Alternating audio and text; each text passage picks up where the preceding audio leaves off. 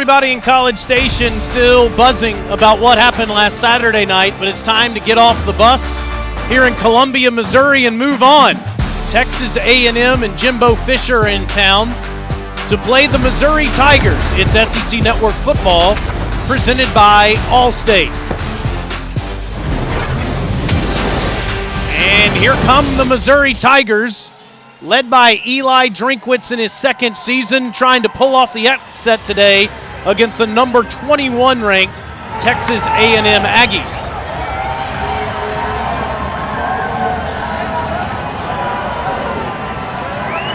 I'm Taylor Zarzer with Matt Stinchcomb and Alyssa Lang. We're glad to be here at Faurot Field on this beautiful Saturday morning. We mentioned that win over number 1 Alabama last Saturday night, Stinch, a signature win for Jimbo Fisher. But before that, they barely beat Colorado, and they lost to Arkansas and Mississippi State. So who are these Fighting Texas Aggies? Well, they're definitely a work in progress, because coming into the season, many thought probably the second best team in the SEC West. But you just mentioned 2 division losses, back-to-back weeks, but then you beat the number 1 team in the nation that you also share the division with. Who is Texas A&M right now? I think we find out a lot today, especially offensively, versus Missouri, and the defense has struggled so far this season. I'm sure you would agree. Zach Calzada's got to keep playing like he did last Saturday night as the quarterback of the Aggies. For more on him, let's go to the field and Alyssa Lang. Yeah, guys, it's been really cool to watch the way Zach Calzada has won over his teammates' confidence over the last couple of weeks. I talked to Texas A&M defensive back Leon O'Neal this week about his progress over the last couple of weeks, and he very eloquently put it like this: just like in life and football, you have to fail. He said Calzada embraced those failures. He went back to work to clean them up, to figure out what he needs to do differently. He added that moment beating Alabama last week was huge for the entire team because of all the work that Calzada has put in. They were so happy for him. The way they've rallied around him at this midway point of the season has been really cool. He was sensational last Saturday night, no denying that. Today, Texas A&M goes up against a Missouri Tigers team that has been up and down in Eli Drinkwitz's 2 seasons, 8 wins, 8 losses. The offense has been humming, but the defense has had all sorts of adversity. You know, they've had a lot of folks flowing in and out, identity as well. They've been kind of trying on new things. There were 3 down front a couple of games ago, and they've reintroduced this competitive edge in practice. You have to earn your playing time during the week. If you want to get out there on Saturdays, you got to show us Monday through Friday. We've seen some new faces inserted in the lineup for this Missouri defense. They're hoping for a strong turnaround as they face Texas A&M on the heels of a signature victory for Jimbo Fisher and the Aggies a week ago. We'll have to wait a minute to see what Mizzou's defense looks like today, because A&M won the toss and deferred, so Mizzou will get the football first. Caden Davis will kick off. Chris Abrams-Drain, who is dangerous back there. Abrams-Drain returned 100 yards for a touchdown against Tennessee 2 weeks ago. This is the 16th meeting between these two schools. A&M leads 8-7. First time they've played in 7 years. Touchback, Texas A&M. And so Connor Bazelak and the Missouri Tigers offense will start at the 25. Bazelak throws it around, found 10 different receivers last week versus North Texas. Stinch, this is his 16th career start. Veteran now, you know, a guy that's settled into that leadership role. You see that C on his jersey at captain. 1,690 yards, has been very efficient so far this season. How much does he feed one of the best backs in the league, Tyler Beatty? Throws it to him on the first play, and Beatty picks up 5. He's the first ever Missouri running back with 1,000 career rushing yards and receiving yards, and you see the threat he is, not only carrying the football but catching it. Great way to get him a ball and get touches. Look for Missouri to try to get that ball on the perimeter, including to their running backs, either by formation or running backs out of the backfield in the passing game. Boy, did Beatty go off last week, over 200 yards rushing, 3 touchdowns. 2nd and 5, quick throw, it's dropped as Chance Looper was the intended receiver. It was thrown a bit behind him, but that's a ball Looper should have caught. We were talking about Beatty and what he's done, number 1 in the SEC with 12 touchdowns so far this season. On a 3rd and 5, another quick throw, and this time It's Looper making the catch and moving the chains. Missouri quick to the line off of the incompletion to Looper, as you mentioned, a little bit off target, but that time they used that bunch formation on the right side to run almost like a pick or rub routes. Very difficult for the defense to sift through in coverage. 1st and 10, flea flicker. Bazelak, nothing open down the field. He pumps, and now he'll throw it away into the Missouri bench. Good pressure by the Aggies there as McKinley Jackson was in the backfield. You know, one of the hallmarks of Eli Drinkwitz's offensive philosophy are gadget plays, gimmicks. Coaches don't like that term, but you see a lot of that. Flea flickers, end arounds, reverses, especially early in games. This was especially early in this contest. Usually pops up on the 2nd or 3rd offensive possession. Toski Dove flashing across your screen to the top. Bazelak dumps it off, and this is Kiki Chisholm with wide open space, and he's pushed out near the Aggie bench into Texas A&M territory. It's a pickup of 16 for the guy that appears to be Bazelak's favorite target. Definitely his go-to. I think maybe among the receivers for Missouri that he feels comfortable with and has chemistry, but check the flag. Illegal shift. Offense number 86. 5-yard penalty. Repeat, 2nd down. Ken Williamson, today's referee, announcing that Toski Dove committed a foul there, so wipe away the big gain from Chisholm. Toski Dove, whenever we talk to this coaching staff, they mention he is the most consistent. Talking about Kiki Chisholm, they've already tried to get the ball to Chance Looper, 2 targets for him, 1 completion. But Toski Dove has been their most consistent performer at receiver, but this time the procedure penalty hurting Missouri off of what would have been a 1st down.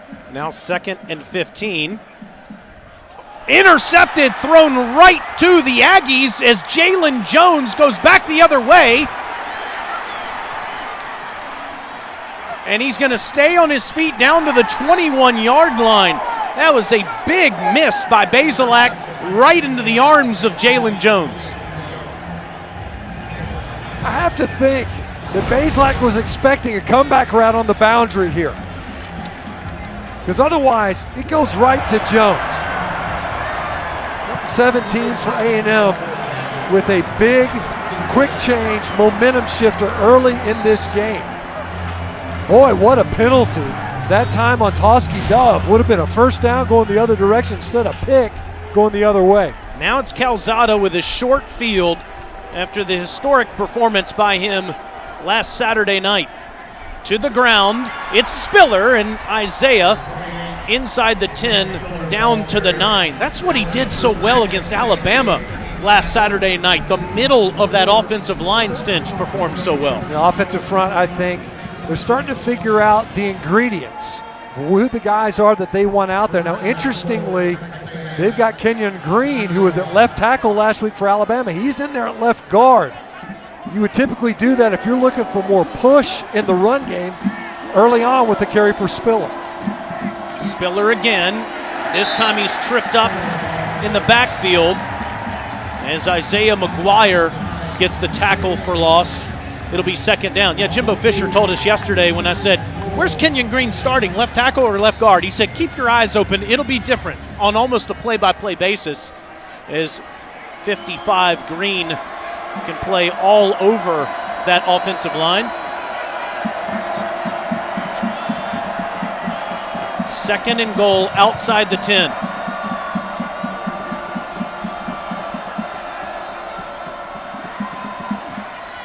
Inside pass, inside the 5, down to the 3. Damon Demas makes the catch short of the goal line. It'll be 3rd and goal. Well, the 8th catch on the season for Damon Demas. Kind of had his coming out party versus New Mexico. Typically a deep threat. And you see on a 3rd and goal opportunity, and Texas A&M has struggled in the red zone to convert touchdowns this year. Only 9 of their 19 trips have resulted in a touchdown score. 4 times they've come away with no points at all. That's Weidermeyer next to Calzada in front of Spiller, and Now we get a whistle. Texas A&M, first time out this half. Jimbo Fisher came sprinting down the sideline to get the officials' attention to call that timeout. Wants to make sure, as we just mentioned, this is an area of the field Texas A&M has struggled in. Want to make sure that they can find a way to capitalize on it. Think about, you open up, you want to be able to come away with a touchdown on the heels of the interception. Short field, you want 6. Just a second ago, let's see what got Texas A&M into this position when Jalen Jones picked off this pass from Bazelak. Just a wild misfire by the Mizzou quarterback. I have to think there's confusion in the route. Like Daniel Parker was in that area, but as you mentioned, really it was mostly Aggie defenders in the proximity of that throw. Stinch, Anais Smith, Devon Achane, Isaiah Spiller, Jalen Weidemeyer, those 4 guys, they have 13 of A&M's 16 offensive touchdowns. Let's see if one of those guys ends up with the football here. Weidemeyer's in front of Spiller, now running to the top of your screen in the slot. Calzada looking his way, fires easy, touchdown to Smith. 14 of 17 have gone to those 4. Ball was inside. If Caleb Evans doesn't slip right there, that could have been a dangerous throw for Zach Calzada. As it is, the Aggies able to capitalize on the early turnover by Missouri. Now Seth Small, 28-yard game winner last week against the Tide. He's been perfect with extra points so far this season. Mizzou turns it over, and the Aggies make them pay. Texas A&M up first in Mizzou.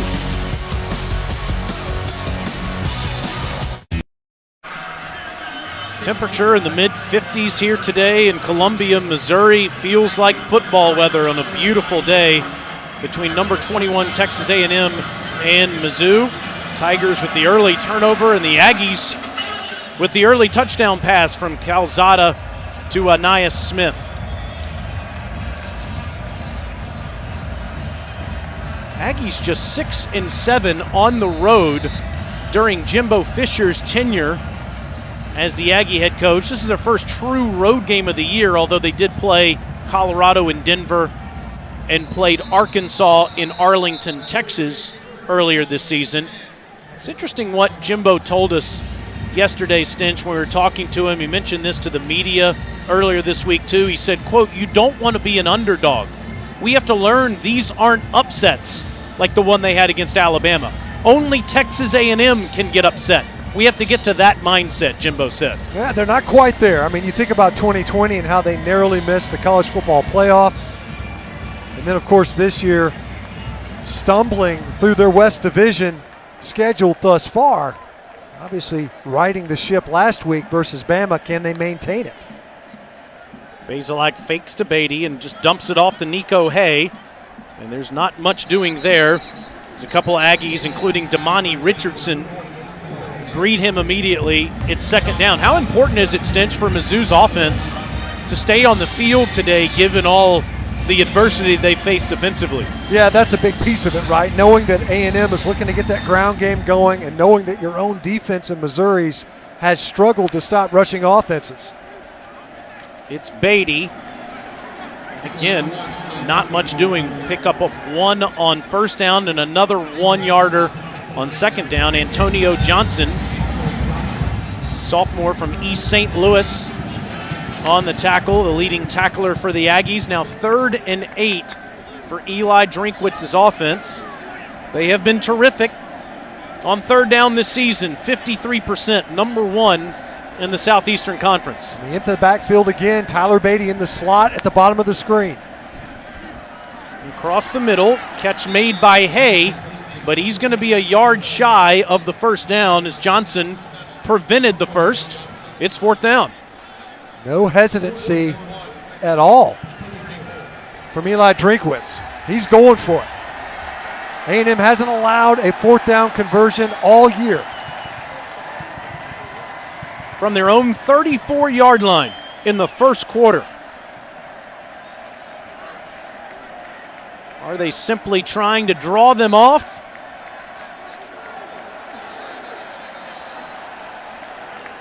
And they may have jumped themselves. False start, offense number 76. 5-yard penalty. It remains 4th down. And you got to think that was a dummy cadence, right? You get up there, you try to see if you can get them to jump, you run a shift. But there's no hesitancy when they sent him in there. It would have been especially aggressive, especially knowing that you just ceded a short field to A&M. Try to play field position here, get your defense back out on the field, make the Aggies drive. Grant McInnes, transfer from Kentucky that was their kicker 5 years ago as a graduate. Now here at Mizzou, kicks it to Anias Smith, and he should have caught that one. It gives Missouri a field position win at least. It's a 61-yard punt after the nice bounce for the Tigers. Texas A&M strikes first in Como.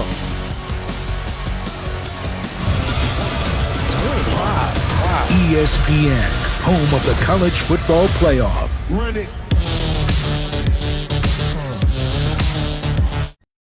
SEC Network Football is presented by Allstate. Save money like a champion with Allstate. Beautiful day at Faurot Field on a Saturday morning still. Just 11:21 local time. Aggies scoring first. There's a lot of SEC games going on right now. Auburn striking first in Fayetteville against the Hogs. Florida and LSU playing in Baton Rouge at 11 a.m. I didn't know they were allowed to do that in Louisiana. Calzada dumps it off to Weidermeyer. This guy can run.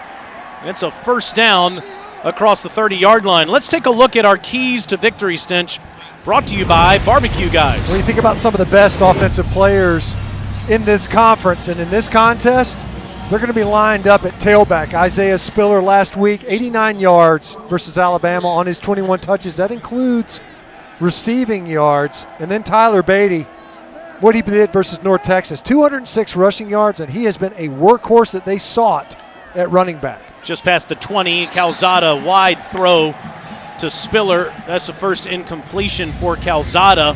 He didn't have many misfires last week, Stench. Completed his first 10 passes against the Tide. Started out hot, and when we were talking with Jimbo Fisher, we were saying, what's the difference? What's changed in number 10? Because he's had time to settle in. He said, look, guys are playing better around him. I think that's part of it. The other piece of it is that offensive front seemingly has started to solidify with at least the players. Maybe not always the lineup, because they continue to shuffle players around. Certainly had their best game last week. Spiller, look at this wide open space. Gets past the 40-yard line as Caleb Evans finally makes the tackle, but another nice run for Spiller, the junior from Spring, Texas. That's 19 yards. Yeah, so you pull your backside guard and tackle. The defense leans that way naturally. You think that's the point of attack. Instead, they sneak Isaiah Spiller opposite the direction of those pullers for a big gainer. Spiller leaves the backfield. Calzada tries to throw one in there. It looks like it's a catch made by Chase Lane. And it's another first down. This into Mizzou territory. Nice catch by the sophomore from Houston. Two options there. You see Anias Smith underneath.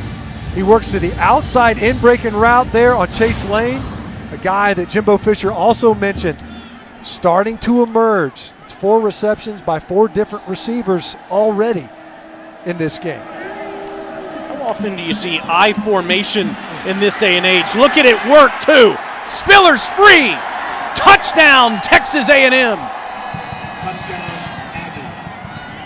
40-yard touchdown run. 48 more for Isaiah Spiller, one of the best backs in the Southeastern Conference. Well, we just talked about it. The role that the running back position plays for both these offenses. Look at the blocking up front. That's not a hole. It's only a hole if you can see defenders defining the edges of the hole. That was like a vacuum, just nowhere. Small makes it 14-0. Yeah, that was a nice piece of land, wasn't it? That's right. I mean, you walk off the hectares on that one. There was a lot of room for Spiller to run. That's two really nice runs that we've seen A&M rip off right at the heart of this Missouri defense. And we talked about it. That is their biggest area of challenge, has been the run defense. Tried a 3-down front. That did not work well versus Tennessee. They've gone back down to 4 defensive linemen along the line of scrimmage, but still their gap integrity, defenders that are plugging the holes in that offensive front, still struggling to maintain their assignments, and A&M able to capitalize on it. A&M has not run the football great this season. Just a 1-minute, 33-second drive against this Mizzou defense that has struggled mightily this season. Stinch mentioned a coaching change, dismissing defensive line coach Jethro Franklin. Al Davis promoted now as the defensive line coach. The Mizzou offense hasn't been a problem so far this season. It needs to get going today. Here's what Mizzou has allowed so far this season. Worst in college football. And you see it, they're allowing yardage before contact. That means you've got ball carriers that are amassing over 1,000 yards. And you see it's just an exchange, like a little pin and pull. So the left guard blocks down, the center pulls around, and it's a natural crease that's created. If you can't fight across the face of those blockers and beat them across their face to the gap that they're trying to create, you're going to end up with a big hole like that one.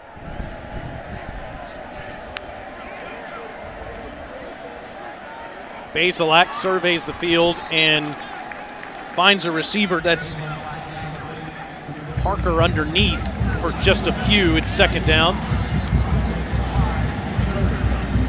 Mizzou will go quickly here. Mizzou very intent, getting that ball out quickly. A&M did a great job last week of creating pressure. Much doing there. As Beatty just gets a yard, it's 3rd and 4, so Dove gets the 5-yard completion. Beatty just for 1. This offense better stay on the field here on the 3rd and 5. Sideline pass, and that's picked off. There is a flag down. Leon O'Neal able to make that catch for the interception, but let's check the flag.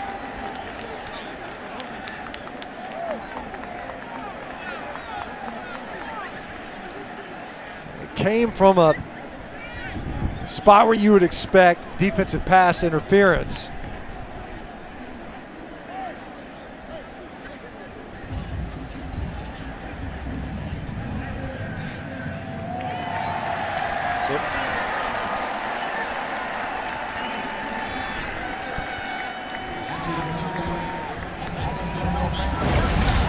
Leon O'Neal leads the nation in passes to finish. You see Edrin Cooper in coverage, didn't get his head around, and also had that left arm kind of hand fighting all the way down the boundary.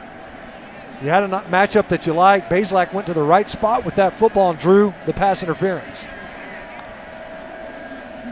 Beatty bounces around and doesn't get much, maybe a yard for Tyler. Aaron Hansford comes up to make the tackle for Texas A&M. Mike Elko, the defensive coordinator for the Aggies, still searching for who his communicator is with his linebackers. Hansford and Andre White have gotten a lot of playing time this year. Well, when the Aggies have given up big plays and yardage in games, it's largely been because of the lack of communication on that side of the ball. Beatty tries the left side and moves it out to the 45. So pick up a 5. So another 3rd down coming up for Mizzou. Edrin Cooper's another one of those linebackers that Coach Elko likes. He's the freshman from Covington, Louisiana, made the tackle there. 3rd down, and it's dropped just too high for the intended receiver, Dominic Lovett. 4th down. And that's been the MO for Missouri in this game. They're a tempo offense, no doubt, but after their 2nd down snaps, they are quick over the ball on those 3rd downs. That time, they didn't freeze the cadence, didn't look over to the sideline. Bazelak snaps the ball quickly and had an opportunity to get it to Lovett. That ball just too high and hot. Lovett could have come down with it, but not great ball placement for the third down conversion. Down 14-0 and punting it away. Not even 9 minutes in. McKennis 61 yards his first time. Anais Smith makes the fair catch at the 16-yard line. All Aggies so far on the road in Missouri.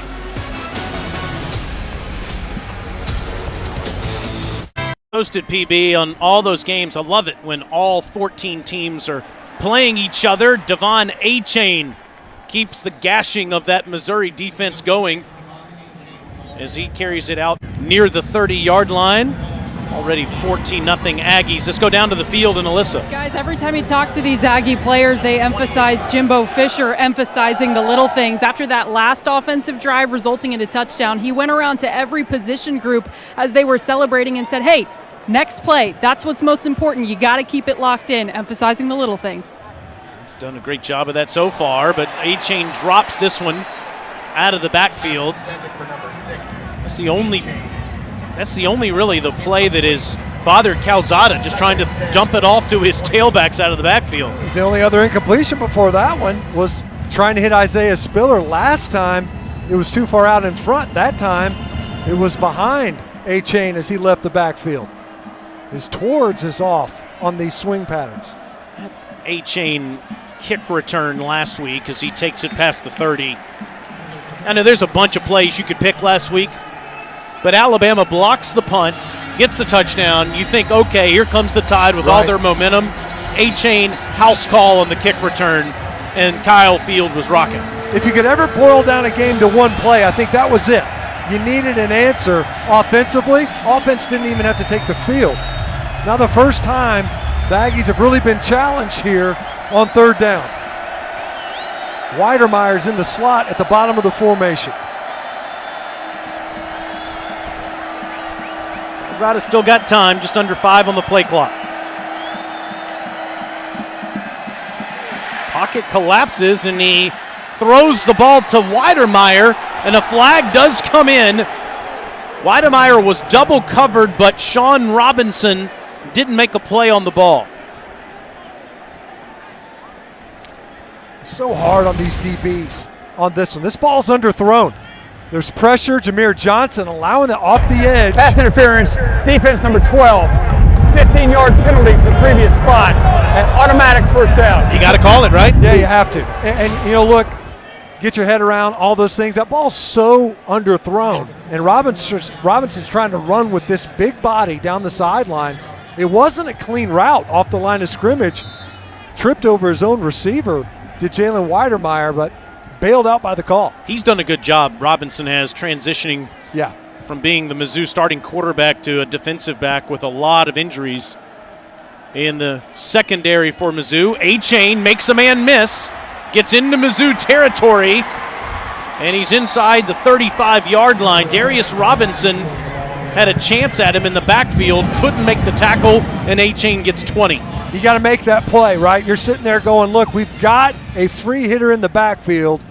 The ball carrier is spilled to the unblocked defender at or behind the line of scrimmage. Can't miss that tackle. As easy as it is to say versus a burner like Devon Achane. And boy, is he that. He's one of the best track runners in America. Look at this speed. Inside the 20, down near the 15-yard line. Mizzou has no answer for A&M's ground game.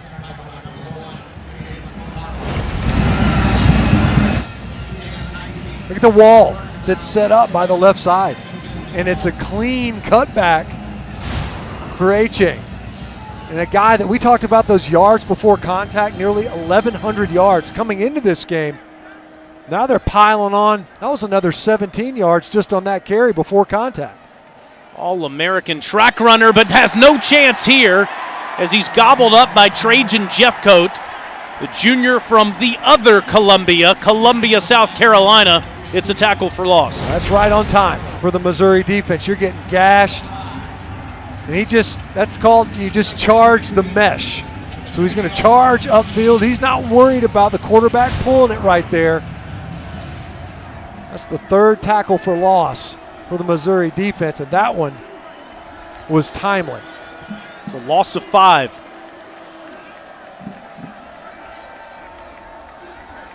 Calzada sets up the screen, and it's over the head of A-Chain.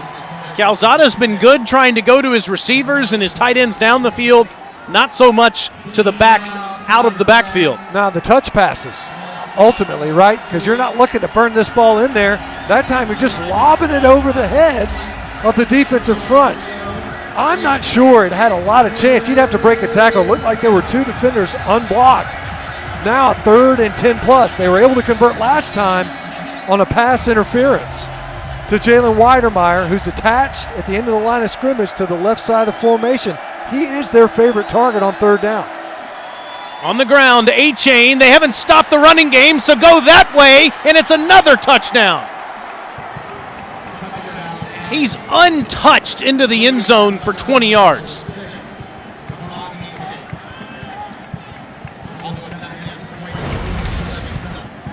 Coming into this game, we thought maybe this is your chance to get your running game going, and they have.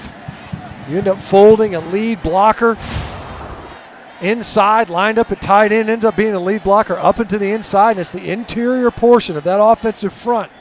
Big Kenyon Green in there at left guard with great push. Well, the Aggies needed 15 yards on 3rd down. You usually wouldn't run the ball in that situation, but they're averaging 15 yards per run.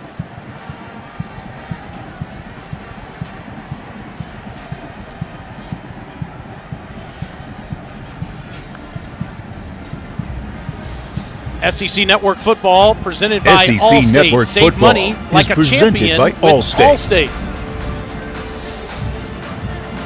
With Matt Stinchcomb and Alyssa Lang, I'm Taylor Zarzer here at Faurot Field. It's a beautiful day, but the home team doesn't have much to smile about so far. Texas A&M gashing that Missouri defense, and the offense hasn't been able to stay on the field on 3rd down. Now, you see, think about the conversion earlier off a pass interference for the Missouri offense. Couldn't maintain that possession. So you think about it. Right now, you start the game off, interception, and that's on the heels of a procedure penalty. There would have been a 1st down in plus territory for the Missouri offense. Instead, it results in a touchdown going the other way. And then a pass interference call on an underthrown ball on 3rd down, the first real 3rd and long scenario. A&M gets out of it with that pass interference, and then the explosive run game is just hammering the Tiger defense. Here comes Abrams Drain from the 3. Wrong call. Only gets out to the 12. Coming up next, South Carolina hosts Vandy with both teams looking for their first conference W. And at 7:30 Eastern, 6:30 Central, Matt Corral leads number 13 Ole Miss against 4-2 Tennessee in our SEC Saturday night matchup. Lane Kiffin back in Knoxville. Now, he's been back to Knoxville, Stinch, as an offensive coordinator for Alabama, but he's the head coach of another team now. His first trip back to Tennessee, where he used to be the coach for 1 year. What if we go check out that rock they got over there? They always spray paint. See what kind of messages they got for their former coach. I don't know if our camera crew tonight will be able to show those messages. Bazelak doesn't have anything going, and he's going to get the sack. Just held on to the ball too long. DeMarvin Leal. Boy, has the Aggie defensive line been terrific these last few weeks. He had 2 sacks against State 2 weeks ago. The protection's not bad here. Look at this pocket. Just nowhere to go with the football. Ultimately collapses inside out, and that happens so much. You can't put that really on Javon Foster right there. Your quarterback's flushing right into the rush. Good job inside out by the Aggie front, but too long with the football. Loss of 9. Michael Cox gets a lot of it back, actually all of it back, and then some. Nice cutback. Loss contain on the edge did Jalen Jones. Coming up there and run support. Has to keep that runner on his inside shoulder instead. Great job of getting outside and to get this Missouri offense kind of jump-started on this possession. 22-yard gain for the guy from Stinchcomb country, Holy Innocents High School in Atlanta, GA. It's an unofficial municipality. Cox again gets a couple. He's one of 5 tailbacks that Eli Drinkwitz has used so far this season. Seen a lot of Tyler Beatty, true freshman B.J. Harris, Dawson Downing at the 60-yard touchdown last week against North Texas. Eli Young has run it a bunch. They call on Cox to get them a little bit of breathing room out near the 30-yard line. Beatty back in on a 2nd and 8. Bazelak, that's picked off. Telegraph too, as it's Antonio Johnson with his first career interception. There is a flag down. They end up bringing a safety on the blitz. Now, hands at face, offense number 55. Penalty will be declined. Result of the play is an interception, first down. A&M, they showed a 2-deep safety look, 2 safeties out, but what Mike Elko does such a good job of is adding defenders to the box. They bring a safety blitz. You see Michael Maiettes trying to respond to the blitz by Edgerrin Cooper, got his hands up in the face, and then of course Antonio Johnson, who's from right here in Missouri, St. Louis, probably the best defender on this Aggie defensive unit, and another turnover generated. Known for his tackling, not necessarily his ball hawking, but he gets it there. Now back to Spiller. After A-Chain's drive led to a touchdown, Spiller gets a few. Down to Alyssa. Guys, one of the things that we talked with Jimbo Fisher about this week that I thought was interesting was he was talking about Zach Calzada and why last week was so much better. He said, well, he finally wasn't under duress all the time. He had a cleaner pocket. Communication was better. So on that last Aggie offensive drive, he took that big sack. Jimbo Fisher immediately over to the O-line on the sidelines, coaching them up, making sure they keep that pocket clean. There was a couple other times too, Alyssa, where it was collapsing as he got rid of it. They're doing a good job run blocking. Boy, are they. The flag does come in as Spiller gets down to the 15. They might get Jalen Weidermeyer, who great receiving tight end, still working on his blocking, if in fact it's on him. Thrown right at his feet. Holding, offense number 55. 10-yard penalty from the previous spot. Repeat, second down. Instead they call it on the Aggies' best offensive lineman, definitely the most versatile. Started the season at right tackle. He's played every position but center this year, and he did some of that last year. Look at what Mizzou defense has given up this year, Stench, especially on the ground. The worst in the country, 458 yards rushing for Tennessee here in Como a couple of weeks ago. Every single week, they just have not been able to get off the field, and Texas A&M already has 151 rushing yards here in the first quarter as it comes to an end. You think back to that last third down. You're thinking obvious passing down, red zone. No, you hand the football off, and you end up in the end zone. It just proves that the Aggie offense can get going on the ground. Jimbo Fisher 21-0 at leading after the first quarter.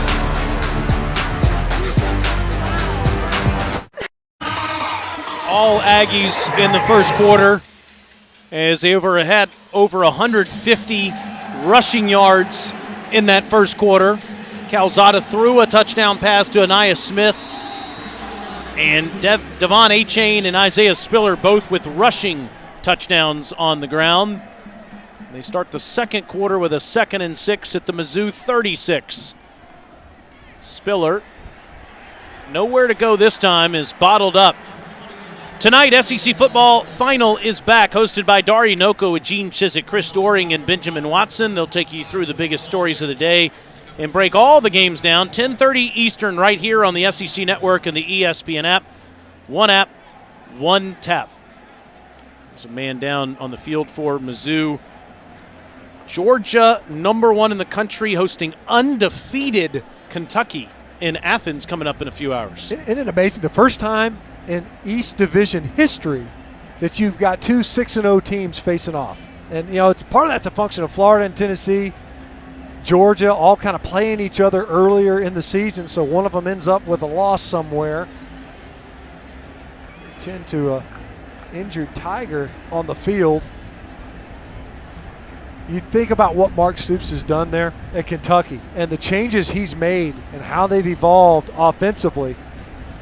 And can they find a way to puncture what has otherwise been an impenetrable defense all season long for Georgia? A dominant front seven should be an amazing atmosphere. That's Chris Turner you were talking about, that's down stench, still on the field. Graduate from Hammond, Louisiana. Let's see if we can take a look at what happened on this last play. So see him, he's got great leverage right there, but he ends up getting rolled up from the inside out. Layden Robinson, it looked like, at right guard. Ends up rolling up the back of his leg. Happens a lot. That time Turner just setting the edge versus true freshman Reuben Fothery. Last time we saw this, a 3rd and 10 plus, the Aggies ran the ball. That produced a touchdown from Devon Achane. It's Spiller in the backfield next to Calzada on this 3rd and 16.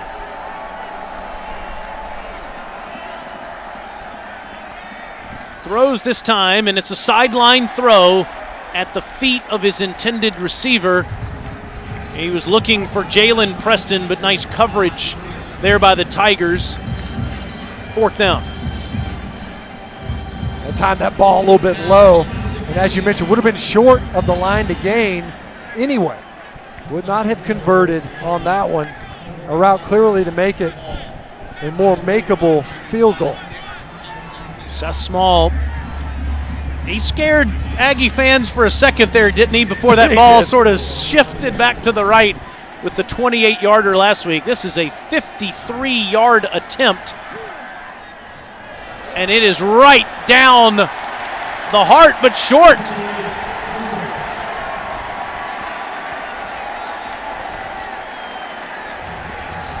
Well, Small has that kind of leg. He's attempted kicks from 50-plus yards before, but this one, not enough oomph, and there's not much wind to speak of either. I think he might have caught this one a little bit fat. Got underneath it, but he was short at least 10 yards, maybe 15.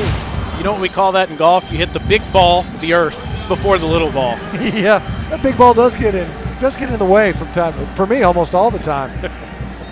Seth Small, I think he's earned more than a little bit of goodwill. Certainly would want that one back. Bazelak needs to get going, runs out of the pocket, and it's a catch made by Dominic Lovett, freshman from East St. Louis, and he picks up 9 yards, 2nd and 1. So there's a way to do it, right? Start getting Connor Bazelak on the move. Move the pocket a little bit, neutralize some of the push the Aggies can get. And to the ground, Beatty moves the chains up to the 47-yard line. Going back to Lovett, Stinch, I think a lot of Mizzou fans are wondering, where is our top shelf, all SEC type receiver? Lovett could be that guy. You talk to the coaching staff, and they'll tell you he has the most potential to be the game breaker.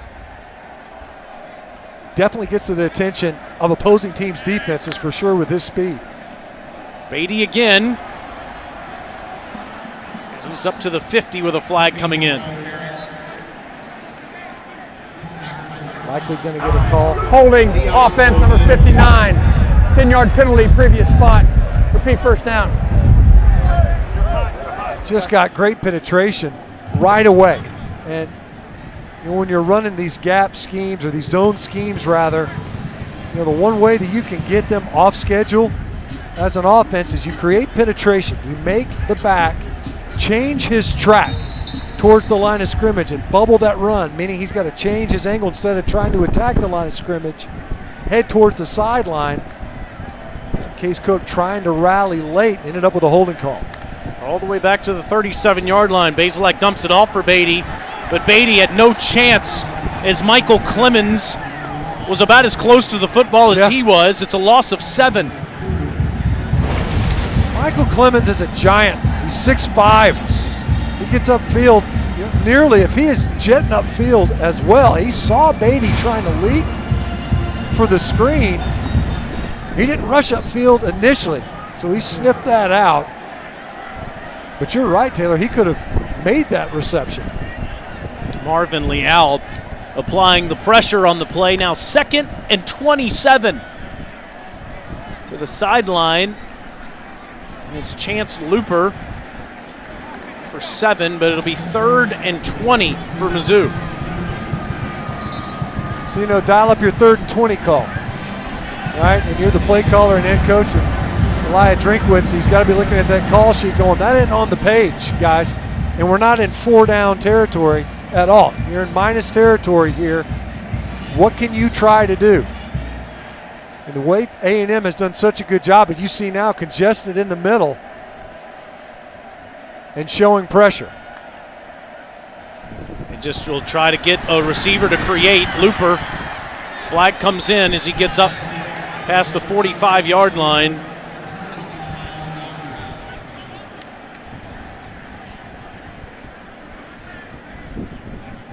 Mizzou without a couple of receivers today, Mookie Cooper and Barrett Bannister.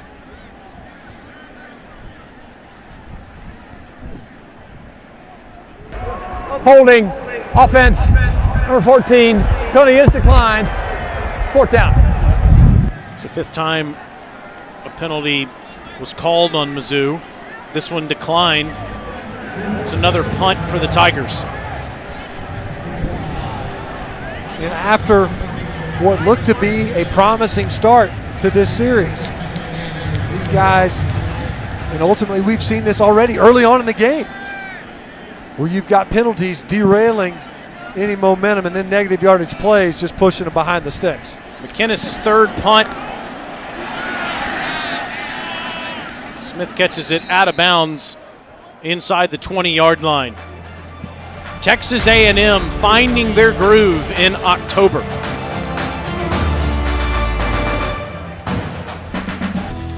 Hey Stinch, it's time now for our smoothest play, brought to you by Velveeta. The best part about Velveeta, it brings a lot of plays together, a lot of ingredients. Why not this? Let's pick a bunch of them. You can't pick just one.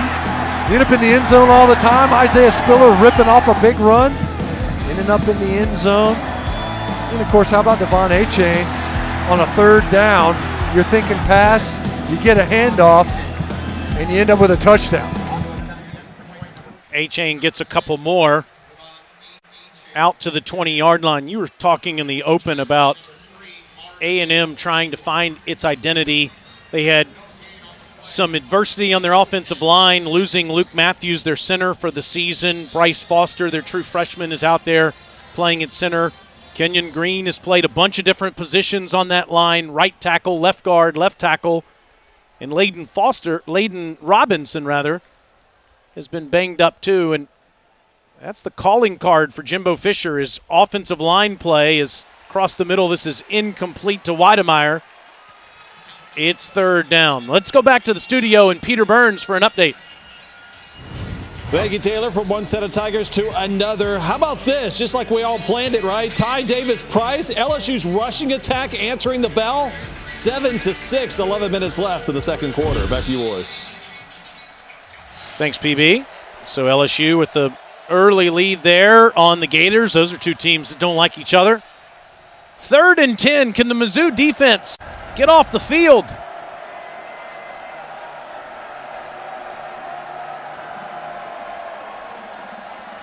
Calzada to the sideline. It was juggled a bit by Lane, but they give him the catch for 11. And Mizzou said, look, we're going to bring pressure. We'll see if we can hold up in coverage, and they don't.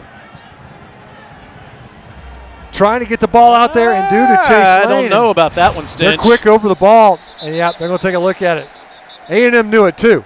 Ruling on the field was a catch at the sideline. The previous play is under review. Yeah, they got over the ball quickly. They wanted to rip off that play before they took a second look at that. But you could see it, cover 0, no safeties.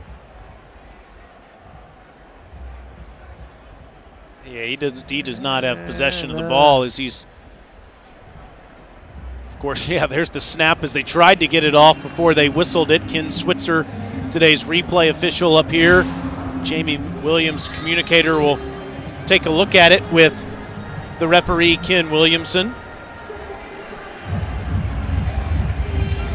Looked like Lane was about to make the catch, but then Pierce loses possession of it as he goes out of bounds.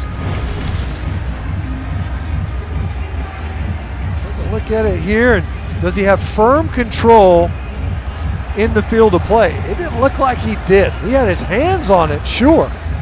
But that ball is dancing all over the place, it looks like. It does not look to be firm control.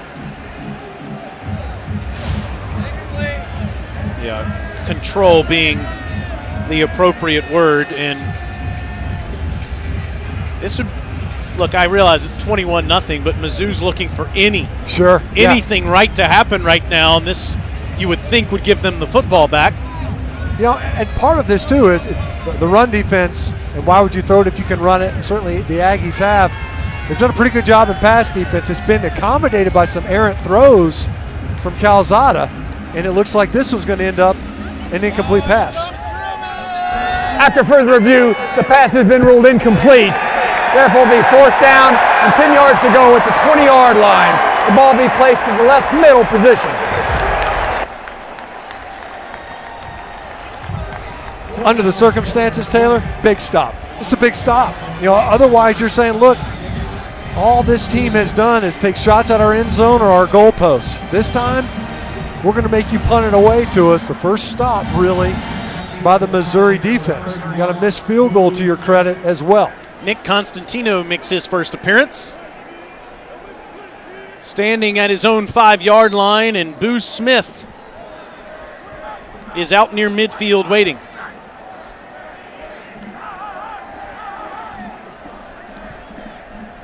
.52 left in the second quarter with Mizzou up 21-0, and Constantino, the Australian, with a dandy inside the 30, and Boo couldn't get firm grasp of it, had to dive on it.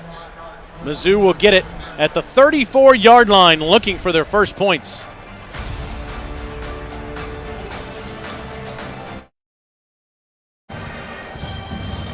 Welcome back to Columbia, Missouri. Don't forget, Wednesday nights on the SEC Network, Out of Pocket is on, 7 o'clock Eastern Time. Myself and Andrea Carter, an hour of all things SEC football, and we get to know our players and coaches a little bit better as well. For example, Missouri head coach Eli Drinkwitz was on with us a couple of weeks ago, and he informed us that he's a big pumpkin spice latte kind of guy. So things you never thought you'd know about your Missouri head coach. By the way, I've been standing down here on the Missouri sidelines. That last defensive drive was huge for them. The sidelines had been lacking a little bit of energy. You see a couple of key guys going around trying to give them that edge that Coach Drink has been trying to preach in practice all week long, guys. What do you put in your coffee? You a big pumpkin spice latte guy? I put nothing in my, I don't drink coffee. Don't even refuse to drink it. Get up to the 35-yard line. This is the time of year for pumpkin spice latte for sure. They got to find a way. Missouri's got to find a way to spice up their first downs. Ooh, well done. Like that? Yeah. 1.8 yards averaging on first down, now 0 yards on that carry. They got to find a way to set their offense up better and be more proficient on first downs. That's what's been working for the Aggie offense. They've been averaging 11 yards on their first down tries. Bazelak keeps it himself this time, and he gets up to the 39-yard line. It's another third down for Mizzou. They're just 1 of 4 today. They've been great. Number 1 in the SEC coming into this game, but so far not so good. And I know you want to protect your quarterback, but Bazelak's a good athlete, a guy that can scramble. He's only had 15 rush attempts coming into this game. Make it 16 now. A guy that can make some plays. Dawson Downing in the backfield with Looper going in motion. Bazelak, good ball, first down, past midfield as J.J. Hester makes the grab. That time, Mike Elko dials up a little bit of pressure, doesn't get home, and on the slant, that ball's behind him. Great job coming up with that catch, a spinning catch. 41-yard touchdown catch for Hester last week. This is the first play in Aggie territory for Mizzou, but hold on a second, there's a flag on the field.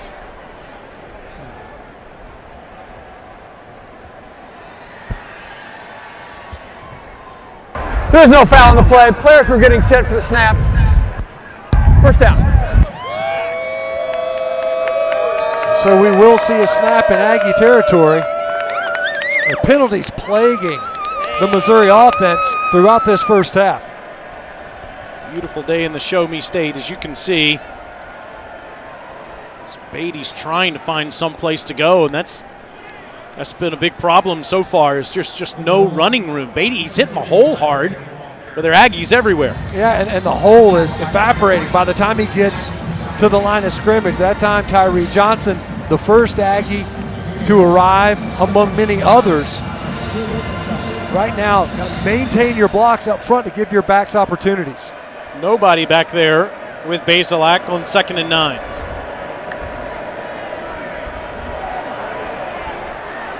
Just over the hand, but here come a flag.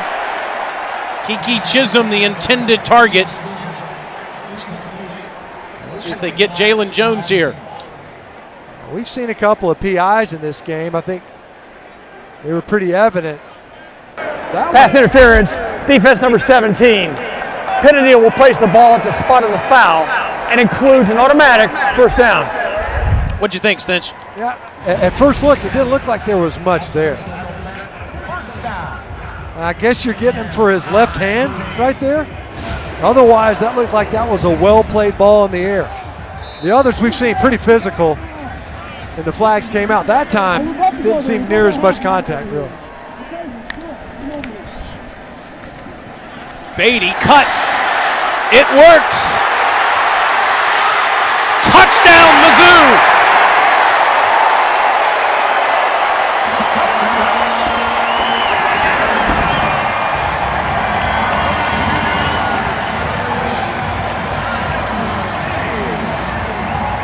.32 yards for one of the best backs in the SEC. And those tailbacks going now.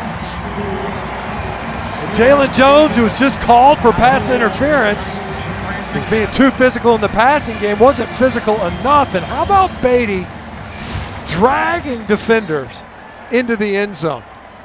That kid runs bigger than he is. We were looking at him on the field. He's not a big back, but he does run with power. Harrison Mevis hasn't missed anything this year. Tyler Beatty was a 3-year backup to Larry Roundtree. Now, he's the man. 32 yards for the senior from New Orleans, Louisiana. Missouri on the board against the Aggies.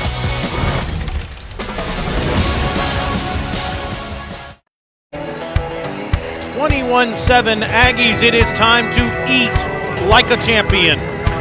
This week, it's Haas's Market, locally owned here in Columbia since 2002. Owned and operated by the Ketting family, who is watching intently on this very play, because that man that's about to put his right foot into the football is Sean Ketting, and he's the best in the country at cooking touchbacks, and my goodness, here's another great one.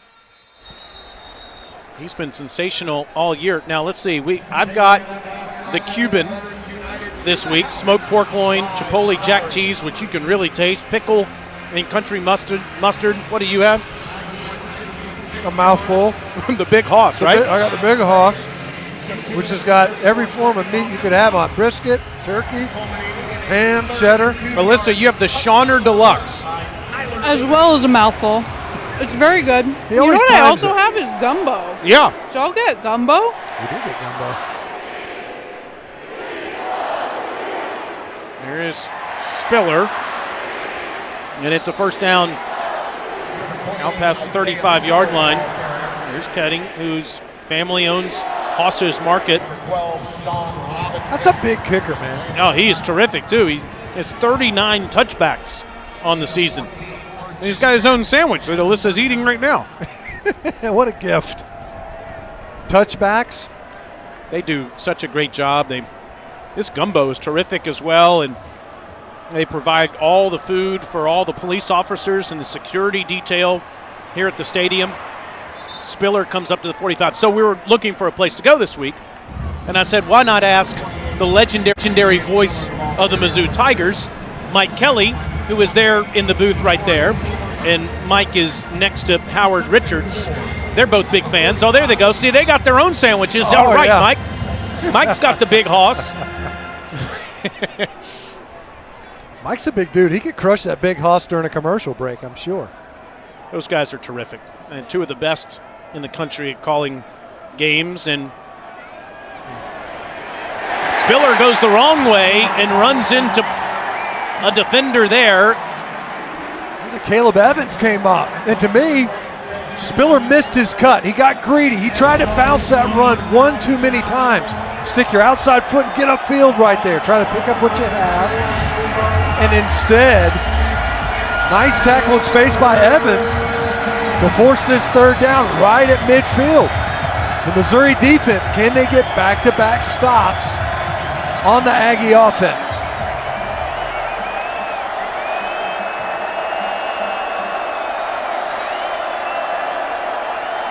Calzada steps up, incomplete. The flag does come in. He was looking for Anais Smith. It was going to be a tight window. There was nowhere to put that ball in. Pass interference, defense number 26. Penalty will place the ball at the spot of the foul and includes an automatic first down. Caleb Evans, the same guy that made the tackle on the previous play. What's going on? I mean, we've got back-to-back DBs. Last time it was Jalen Jones with a PI and then a missed tackle. Now Caleb Evans, who had a great tackle. Oh man, I'm not seeing it. You know, we've seen 4 defensive pass interference calls in this game. The last 2, there hadn't been a ton of contact. It's Anais Smith running all over the place in the backfield. Calzada wide open, A-Chain out of the backfield, and the turf monster tripped him up. Otherwise, it would have been a touchdown. Yeah, he got tackled by the throw. Because if that ball's in front of him, he ends up running through the back of this new end zone facility. Instead, it turns him around. Great job of making the catch. The ball placement ends up tackling A-Chain right there, but wide open. And once again, we see these penalties opening up the gate for the respective offenses.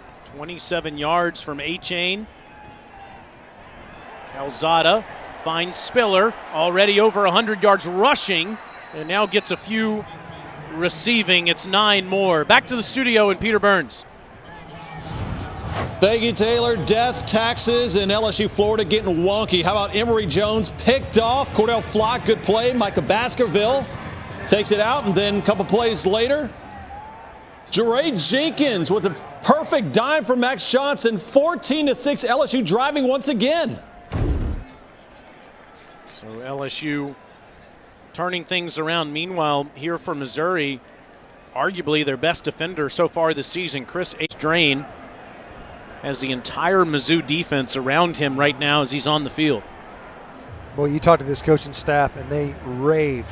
Call him KAD. Another one of these selfless guys, makes the switch over to defense.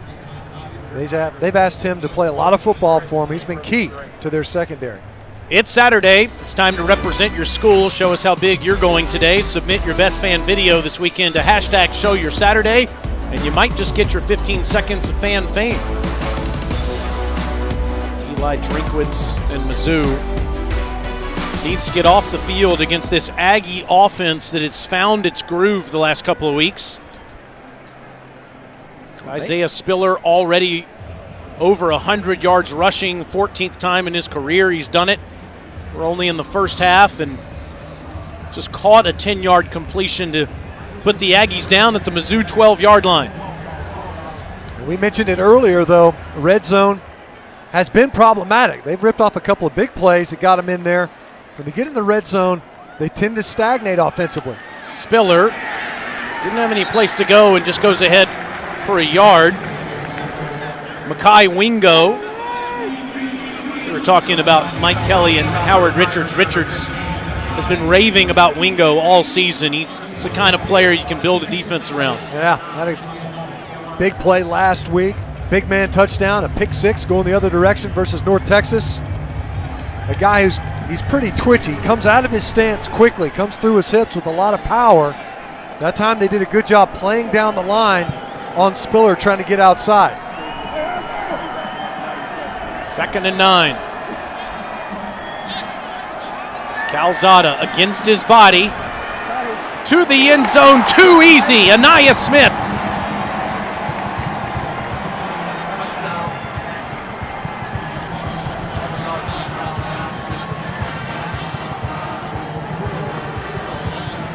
Smith with 2 touchdown catches last week, 2 more today. He's got 3 options on the play. And Smith worked in and then back out. Rolling to his left. That's a well-placed ball by Calzada, who does a good job throwing against his throwing arm. You have to rewind to the 3rd down in the pass interference that gave the Aggies a fresh set of downs. Well, the Aggies get the momentum back as they have a 3-touchdown lead. SEC Network Football, presented by Allstate, is brought to you by new Coca-Cola Zero Sugar and Wendy's Hot and Crispy Fries. Try the best combo ever today. And having a friend like you. What is it? 21-6. 21-6. Thank you for that update, Chris Doran. Get more from you over on half. Back to Como. Enjoy. You've got opposite sides of the aisle there between Peter and Chris. Now let's check out the celebration moment brought to you by Allstate. Johnny Manziel filming the finish last week. Seth Small to attempt the 28-yarder. Manziel is not going to be one of our camera operators, but you got to love this celebration, and thanks to Johnny Foots, he gave us permission to use it.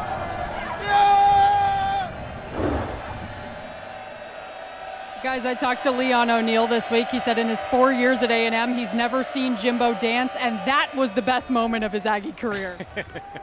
I'd never seen him dance either. I think everybody was pumped for Jimbo, except for Alabama fans, of course. Yeah. Doesn't look like he does a ton of dancing. He wasn't real impressed with his own. He's like, look, yeah, I danced a little bit. I don't know if we'll see a ton of it after that either. It's not because of a lack of success. That's a special moment. That's an old school ball coach over there on the sideline. Manziel was playing quarterback the last time A&M had a win like that over #1 Alabama. Shovel pass into heavy traffic. Only a few for Nico Hay. Yeah, to your point, it's not bad. I mean, don't get me wrong. Look at that. Look at the focus. You can tell he's having a big time. How can you not? But I will say, what was the first order of business for him after that game and at his press conference early part of this week? We got to turn the page.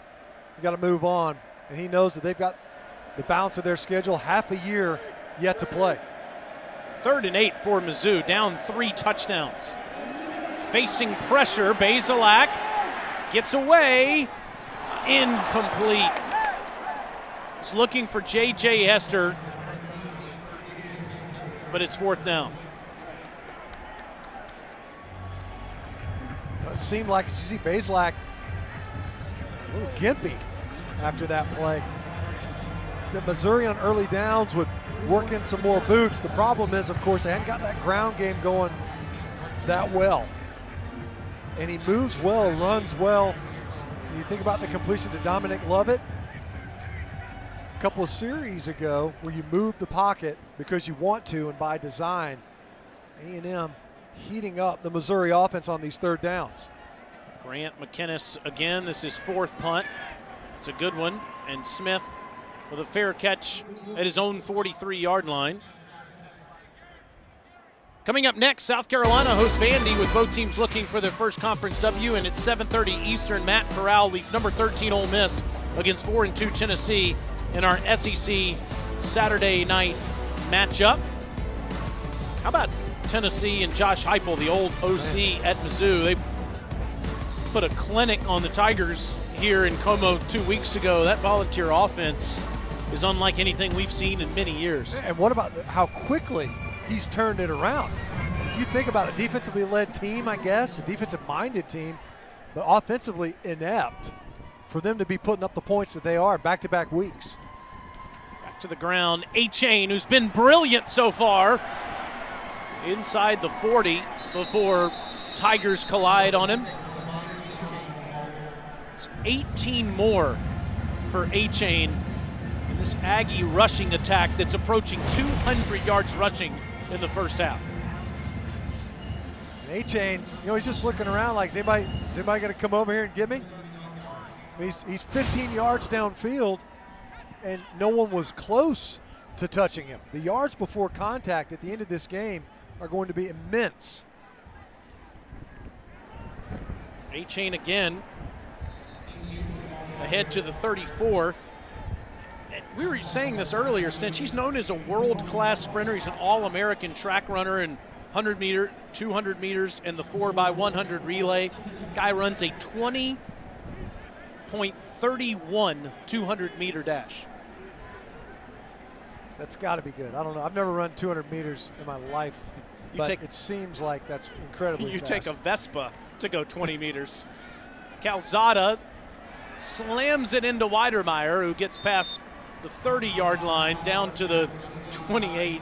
DJ Jackson on the tackle. We were talking about this, though, and you see these track guys. It doesn't always translate to the football field. You don't always see them. They're not game fast. How fast are you with the ball in your hands? How fast are you with a helmet on your head? How fast are you in traffic? Because there are no lanes out there. And what A-Chain has is vision as well, and he finishes his runs physically. All day long for Calzada, and he's picked off. Jalen Carlisle stepped in front of it and gets the Tigers the ball back. A flag comes in at the end of the play.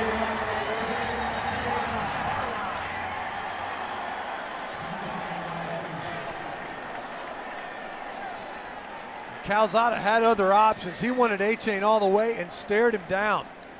Begged Carlisle to come make this play, and Carlisle took him up on it. After the interception during the return, blocking the back, intercepting team number 18. 10-yard penalty for spot of the foul. First down. Calzada has done this in every start, throwing an interception, Stench. Yeah, he not only was he on A-Chain, see him, he won 6 all the way. And he's late. And because of that, you get a pick going the other way. Trying to get the ball to A-Chain in the passing game. The running game has paced this offense largely.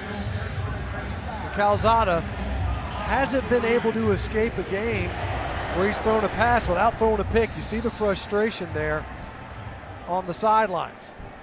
I'm sure he's already been coached up on the way to the bench over there. I can confirm that. I witnessed it just a second ago. Jimbo gave him an earful.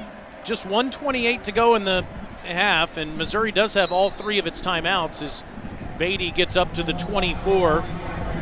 A&M does get the ball first to start the second half, so you would think Coach Drinkwitz would like to get some points in the next 70 seconds. Not a ton of urgency, though, right now to Missouri. Back-to-back running plays. And third down. Trey White right at the line of scrimmage, and now a timeout will be used.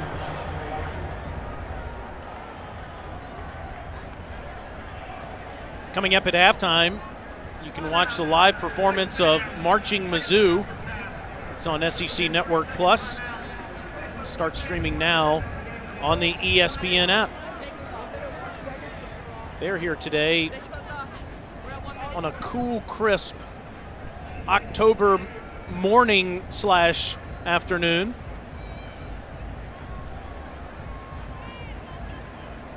Meanwhile, for Missouri, as you see Calzada, after the interception, he says, "I'm good."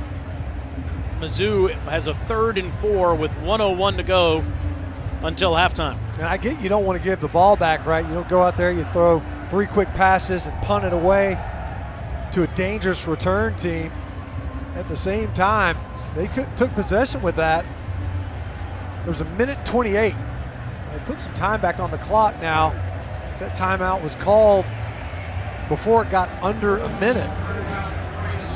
Got a 3rd down right here. You don't convert, you're going to kick it back to A&M regardless. It's Parker moving from one side of the line to the other, and Dove in motion. Bazelak dumps it off to Beatty, and he gets past the marker. He does lose the ball out of bounds as Andre White and Aaron Hansford ran over there with him. First down, Tigers.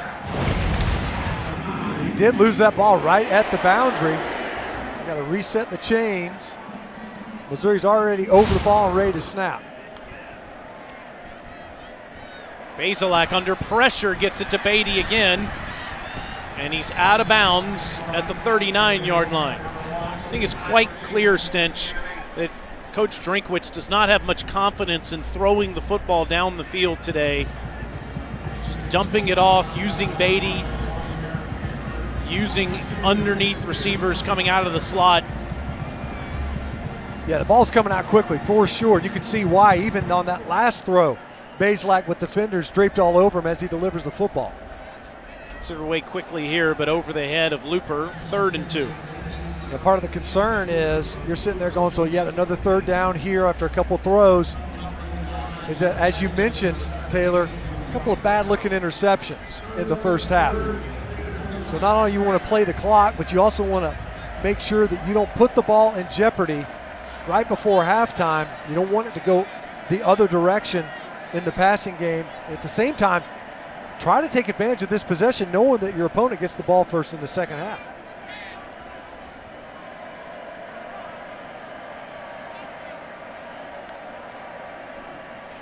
Beatty, I don't think he got there. Marked a yard shy. Michael Clemens and Damani Richardson on the tackle. And the Tigers might just let the clock run out.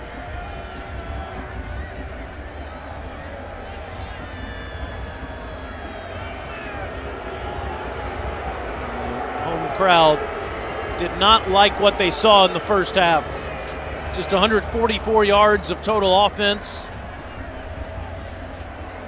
A&M with 193 yards rushing.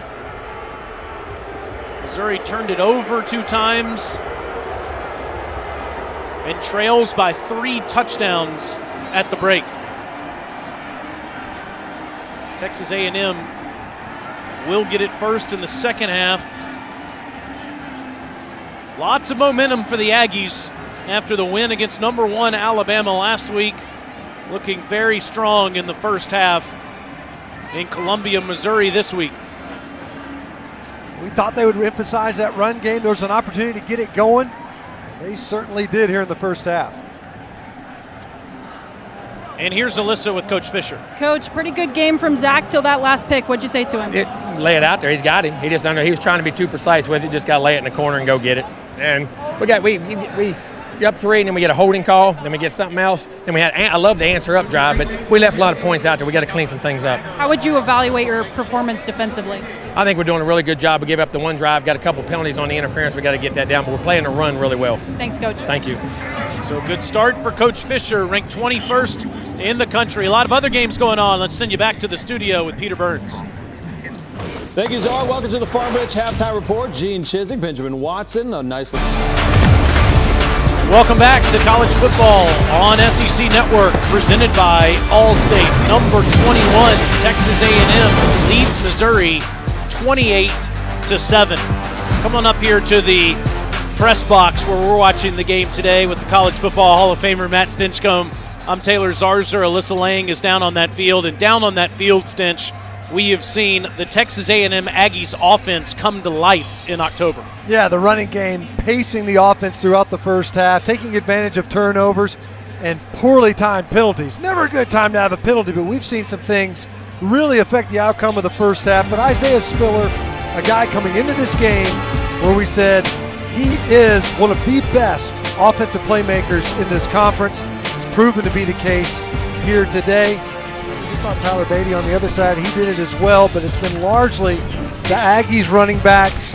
Devon Achane getting in on the action as well, an explosive runner, a guy that's not scared to go between the tackles despite the fact that he's got remarkable speed. See the celebration with his offensive lineman. That offensive front got after it too in the first half. Ketting kicks it over A-Chain's head. And the Aggies will start at the 25. You were just talking about the success that those two running backs had. Here are their numbers. 91 yards for A-Chain and a touchdown in the first half. Over 100 for the 14th time in Spiller's career. I mean, the averages just jump out at you, right? Because those are big numbers regardless. But to average 10 yards a carry, and when you look at the yards before contact for the A&M offense, 113 yards before they make contact with the defender. That speaks well of this offensive front and the combination that the A&M coaching staff has established. Imagine we'd see a lot more of those guys and maybe some other backs in the second half. Spiller does not get much. Allie Green on the tackle. Meanwhile, for the Missouri defense, just an inability to get off the field all season long, giving up 193 rushing yards in the first half. This defense, statistically, the worst in the conference, the worst in the country against the run at the midway mark of the season. Calzada, 2nd and 9, and he overthrows Spiller again. That's the third time today he's misfired on that play, and Spiller had no one in front of him. You said it. It's right there. It's effectively a screen. You got those receivers on that side of the formation running back towards the core, back towards where your tackles and the line of scrimmage is. It's picking off the would-be coverage from the interior portion of the defense. And Calzada has struggled. You mentioned it. They've missed Spiller twice and A-Chain once on that exact play. 3rd and 9. Early at right tackle.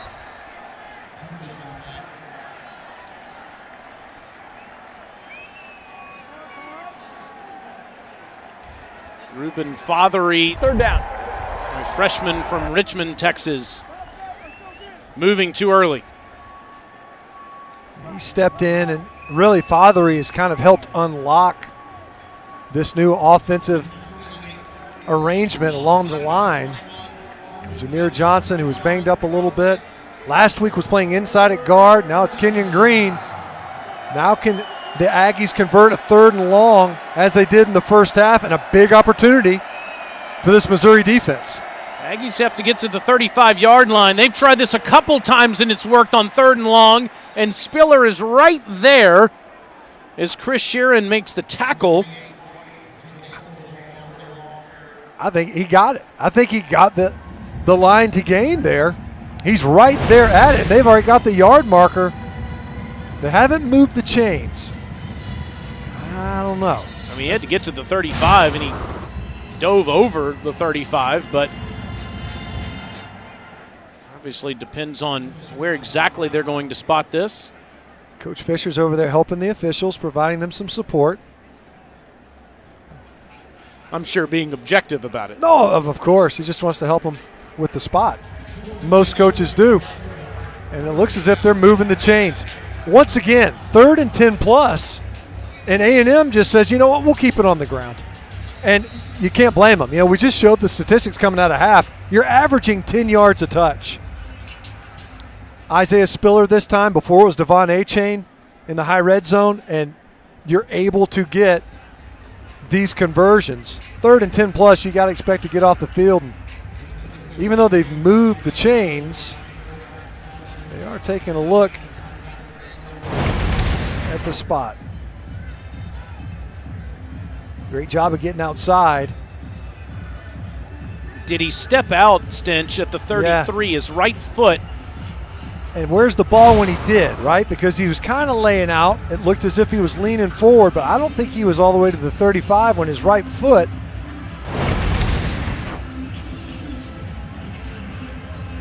Watch his right foot. There. Nah, he can't. Well, it's hard to tell from that angle. It definitely does not look as if it was possible. After further review, the runner was ruled down with the ball at the 34-yard line. That'll make it 4th down and 1. So a break for Missouri as Spiller ends up a yard shy, and Jimbo says punt it away.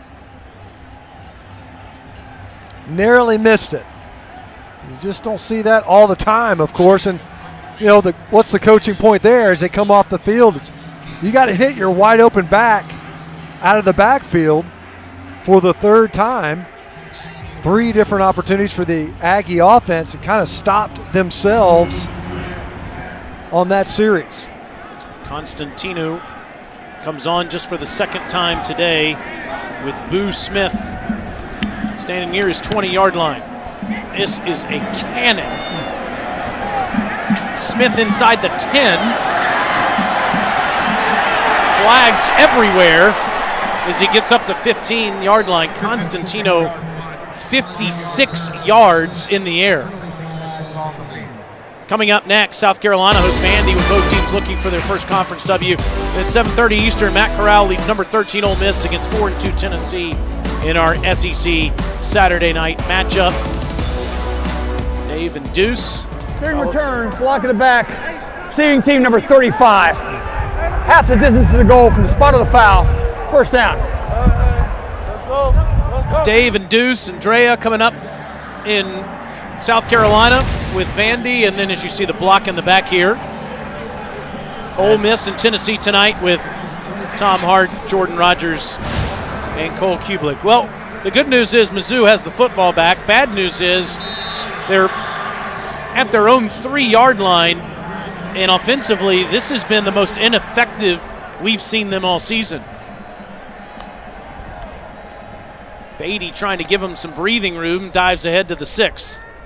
Let's go down to Alyssa, see what she had to say with Coach Drinkwitz. Yeah, guys, I asked him what the message was at halftime, and he said, look, we did a couple of good things in that first half, but we keep shooting ourselves in the foot, making mistakes that are not going to win us this football game. We got to clean things up on both sides of the ball. I couldn't agree more. When you look at it, they had some opportunities, there's no doubt. And you think about just the way they started this game. You get a penalty that negates an otherwise first down. It just ends up snowballing on them, going the opposite direction. And again, now so a couple of runs to the middle of the Aggie defense, and you're in your coming out offense. You hear about 2-minute offense. This is where you're backed up.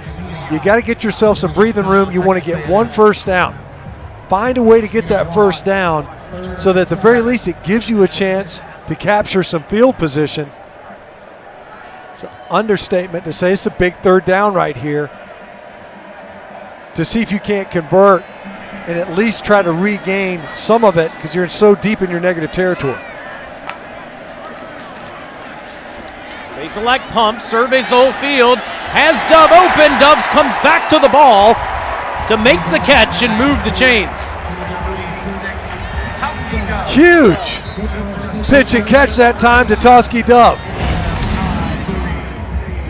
So he's working the left side, a little bit of a pump fake. Comes right back to the right side of the formation. 24 for Dove. Beatty gets up to the 36-yard line.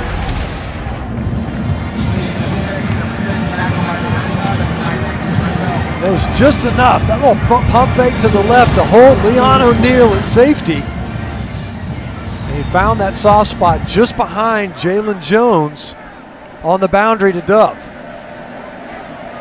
And then a 6-yard gain by Beatty. Basilak keeps it himself, tries to dump it off, and does. Another good catch made by Dove, past the 40 for another first down. They had a touchdown throw last week versus North Texas that kind of looked like that. Rolling to his right, he just kind of stabs it in there. It's not a long throw, but enough to convert the sticks. Beatty, 6 yards on the last first down, 11 on this one. How about this start to the second half for Missouri? Go into the locker room. Didn't do anything with that last possession. You get a stop. You're backed up. You come off your own goal line. Look at this blocking up front. Nice push on the Aggie defensive line.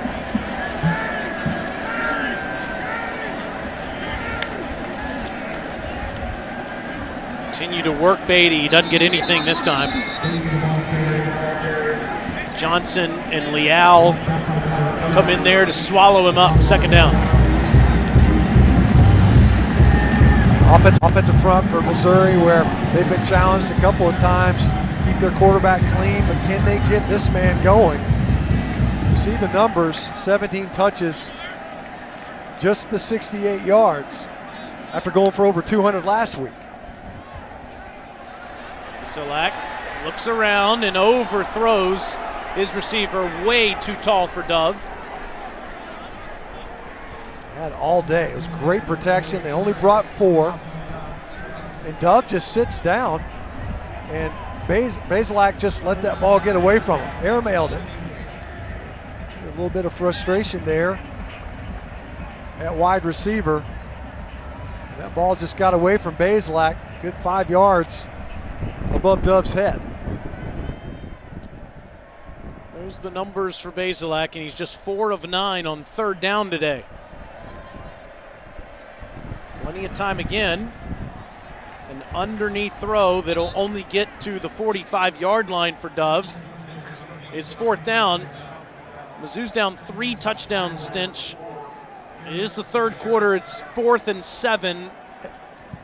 I would think the offense would stay out there. Yeah, they are. I didn't see. I was looking at Coach Drinkwitz all the way. He didn't even look up from his call sheet. He went right to that call sheet. Your defense got to stop. They forced a couple of punts now. Trust it in plus territory. He's targeted Dove a bunch. There's movement. This could be a free play. It's incomplete to Chisholm, but the free play leads to another flag.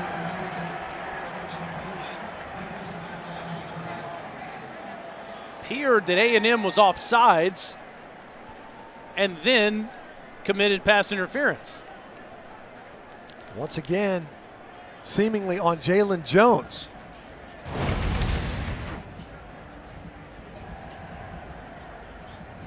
It looked like maybe they caught Michael Clemens in the neutral zone. 2 fouls on the play, offside. Defense number 2 will be declined. Defensive pass interference, number 17, that'll be accepted. The ball will be placed in the spot of the foul. Automatic 1st down. Wow, I tell you what, we've seen some pass interference calls in this game bail out both these offenses on 3rd downs, and this time on 4th down. Jalen Jones called twice now for pass interference. And Michael Clemens, number 2 for A&M, he's been getting a great jump on the snap count. That time was just a little early. Fake to Beatty, and then another dump off. And this is big. Daniel Parker with more flags on the field inside the 25-yard line.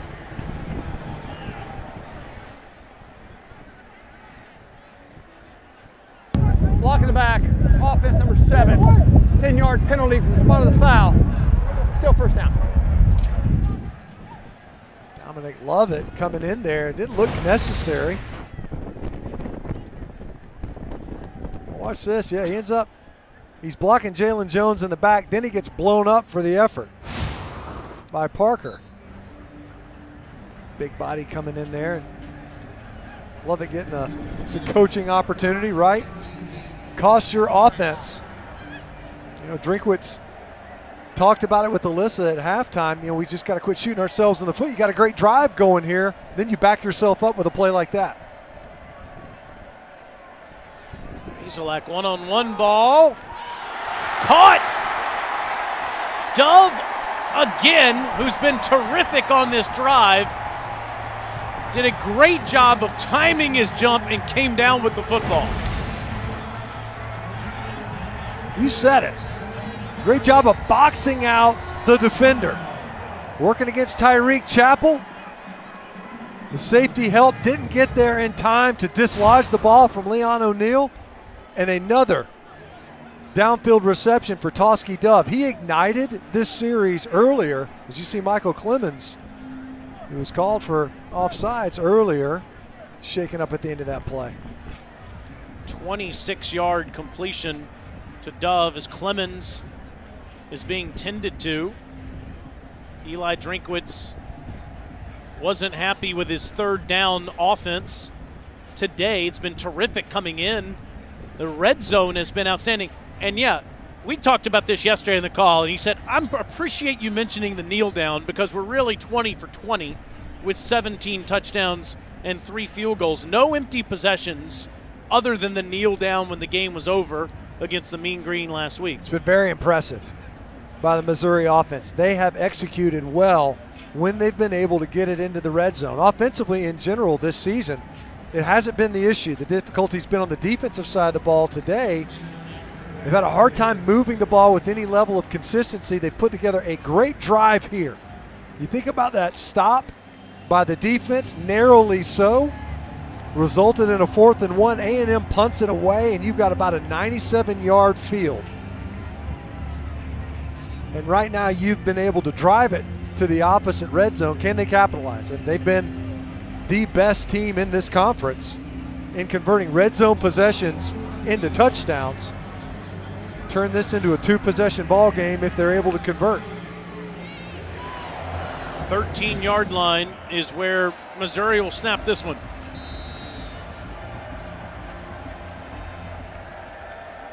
Bazelak has been looking for Dove all possession with some Beatty mixed in. And he's inside the 10, out at the 8. Just runs so hard. I mean, that could have been a negative yardage play. The Aggies brought pressure from the 3rd level, so you bring your safety all the way down. He's trying to run down Beatty from the backside. Instead, he's able to skip to the line of scrimmage and pick up yardage. This is the 14th play of the drive, 2nd and 5. Mizzou from the Aggie 7. Beatty.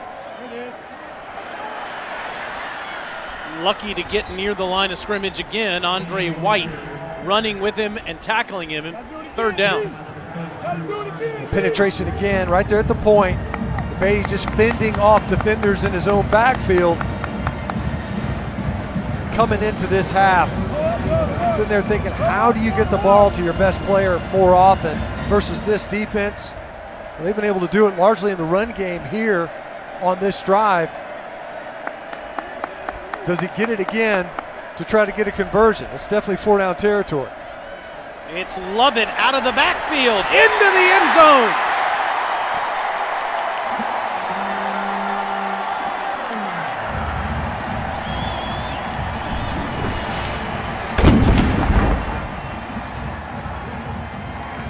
Great call by Drinkwitz there, catching the Aggie defense off guard. Fake it to Beatty that time. Got a blocker out wide, didn't need it. He's out there playing 2-hand touch, just tagging defenders. Lovett just showing that speed to get all the way around the defense and into the end zone. Quite the start here in the 3rd quarter for Mizzou.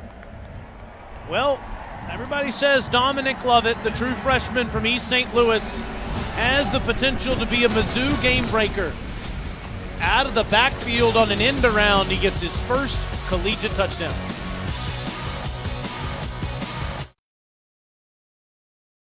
Back, pick 6, 21.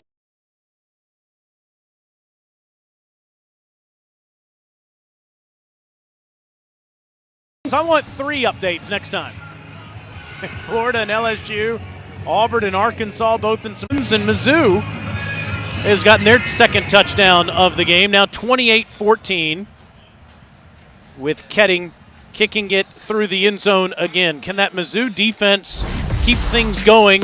Steve Wilkes, the defensive coordinator for Mizzou, lived in Charlotte for a long time as an associate head coach, was the defensive coordinator there for the Panthers in 2017.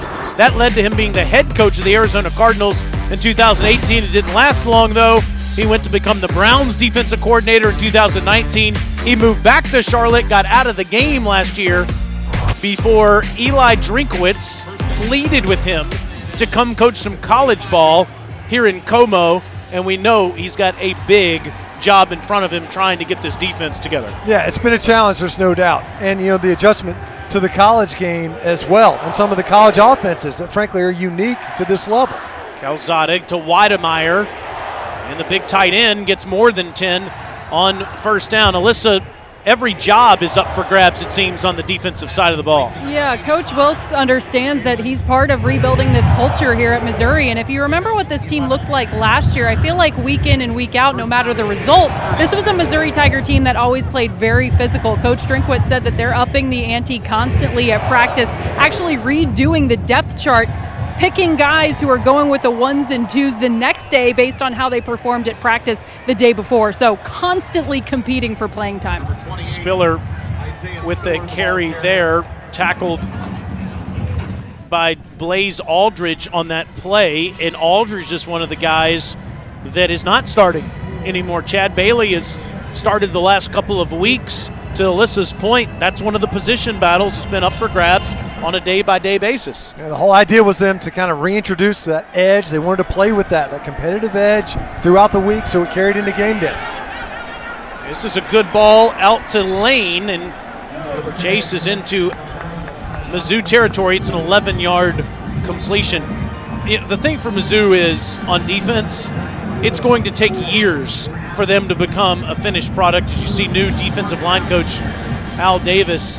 And Steve Wilkes told us this yesterday in the call. Next week, the open week, critical to go and recruit and get a lot of players from around this area to buy into what they're doing with this program. There are players on Texas A&M side of the ball that are from this area, most notably Antonio Johnson. Wilkes is going to try to get those guys to stay home. They almost get to Calzada, and they do. He falls down back at the 35. Martez Manuel on a jailbreak blitz got back there. Starting to heat him up a little bit. Almost got to him on that first down throw earlier in this drive. Bothery does not get out and get enough of the rush. And instead, you can see it right tackle, just swing and a miss. He was late with his eyes. And instead, you see Calzada, and sometimes you just got to throw it away. Get rid of that football. He had 2 opportunities and didn't do it. That's the first sack by Mizzou today. Negative 17 yards, a big one. Calzada barely gets it off, wants to dump it off, and he's lucky it didn't get picked off. A player did come down, and here comes the late flag. Anaya Smith was laying on the ground. Looked like he was effectively tackled. It was obvious they're setting up a screen here. Watch Spiller try to leak out, and he just gets tackled. Couldn't tell if it looked like Holding on the defense, number 58. Okay. 10-yard penalty from the previous spot. Remains second down. And Mekhi Wingo, so he felt Spiller trying to leak out and set up that screen, and he just grabbed him. I'm just going to go ahead and tackle you before you get the ball. Watch Spiller try to leak out and see Wingo right there. Reach out and just tackle him. You know, Blaze Aldridge, if he's got his eyes up, that could be a pick going the other way. Either way, the flags came out from all over the place. That is a giant penalty. Yeah. Because instead of 3rd and 27, it is 2nd and 17. And A&M needs to get to the Mizzou 38. Calzada to the sidelines. It's incomplete. Preston did catch it, but he was out of bounds. He's lucky that Preston even caught it. It looked like this ball was going to get picked. Watch underneath. One more step. Looked like that ball could have been going the other direction. As it was, did not get there in time. Huge that that call on Wingo was holding. Incidentally, no automatic first downs on that call. A&M 2 for 5 on 3rd down, 0 for their last 3.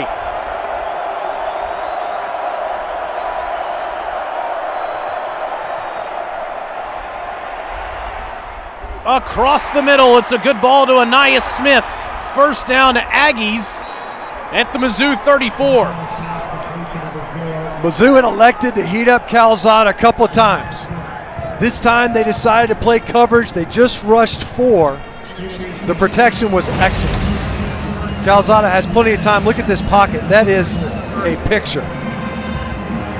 And he's just waiting for Smith to clear out right over the ball in the middle of the field. 21-yard completion to the junior from Missouri City, Texas. Spiller, not much going there. Nice play by Aldridge. Fight through the block. She had two pullers coming over to that side of the line. Aldridge played the block, got the tackle. You see Myers coming off, kind of holding that left arm. Not good to see, but a nice play by Aldridge right at the line of scrimmage. Myers off the field. So is Spiller. A-Chain's in there at the top of your screen. Calzada goes to the bottom instead. And Preston, nice turn and catch. And Jalen's near a first down. It's enough to move the chains. Another really nice pocket by this offensive front. Mizzou not getting there with just the 4 rushers. That's clean. As you mentioned, Preston just circles back inside, picks up another 4 or 5 yards and enough for that first down. A couple different times during this drive, looked like Mizzou was about to get off the field, and now the Aggies are threatening. Timeout, Texas A&M. First timeout this half. 3:56 left in the third quarter with the Aggies up 28-14 and driving. SEC Network Football, presented by Allstate, is brought to you by new Coca-Cola Zero Sugar and Wendy's Hot and Crispy Fries. Try the best combo ever today. Wow. In Fayetteville, yeah, Auburn's won 5 in a row in that series. Here, Aggies on the 9th play of their drive, threatening inside the red zone now to the 16-yard line. Goes A-Chain again. Aggies have been running all over the Missouri Tigers today. They have over 200 rushing yards with that carry. Isaiah Spiller starting out. A-Chain comes in there. Haven't seen them in the backfield together in this game. You know, A&M will jump into that 2-back offense. First down for A-Chain. The offensive line pushed that Missouri front to the first down marker as A-Chain even got the football. Yeah, that's the thing. That's been a big issue throughout this game, is the yards before contact. You hear about yards after contact, where you're breaking tackles, running through arm tackles. Not the case largely in this game, albeit Mizzou did a much better job of the opening possession for A&M to start this half. Still getting a nice push up front. A-Chain will try the left side and look at the speed. Staying in bounds inside the 1. You know, he's spinning towards the goal line as he was nearing the boundary. And the ball was in his right hand, it looked like. The only reason I bring that up is there a chance that when he spun, he's already in the end zone? He stops right there. Nah, he spun a lot tighter than I thought. Might be delaying the inevitable here, Stinch. On a 1st and goal from the 1. Do they give it to him again? Yes, they do. Touchdown.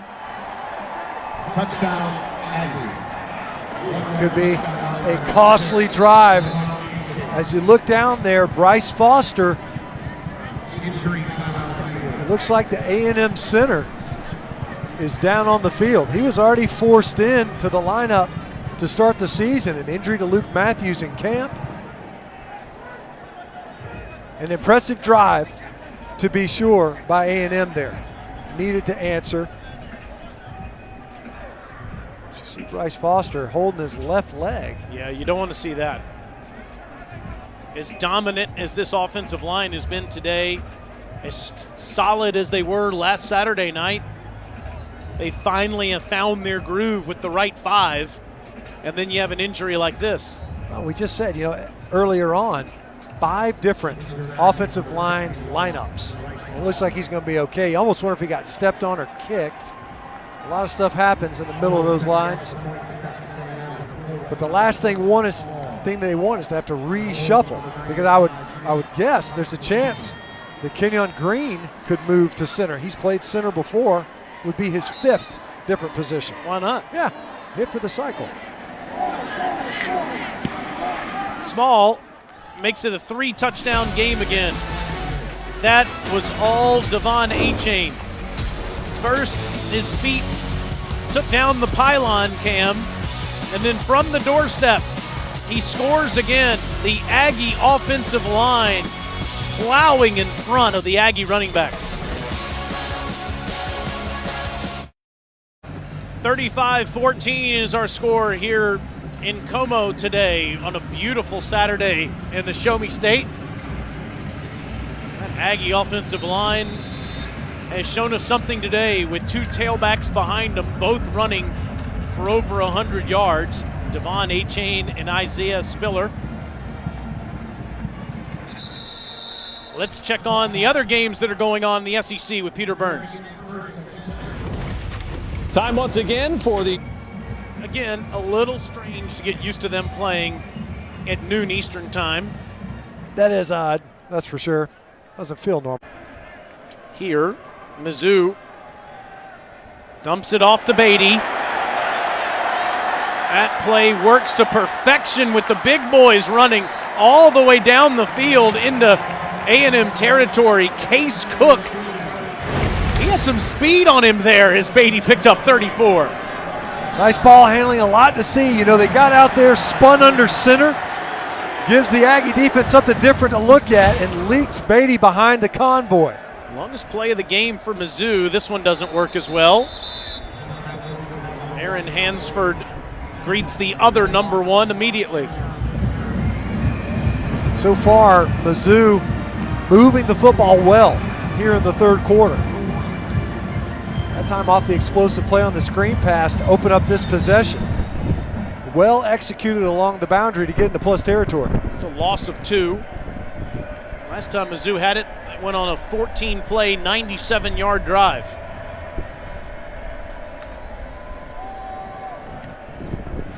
Dump off to the 40.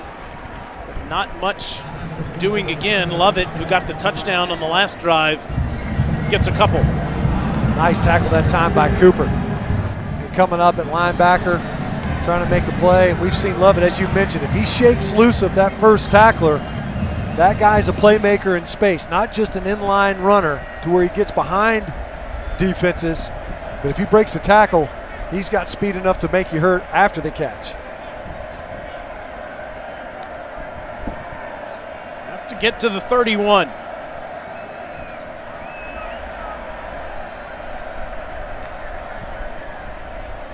Change the play to a run, and Hansford's in the backfield with Beatty for a loss. Kind of going to the Aggie playbook that time offensively. A handoff, and instead you saw the Aggies dialed up edge pressure both. Damani Richardson comes.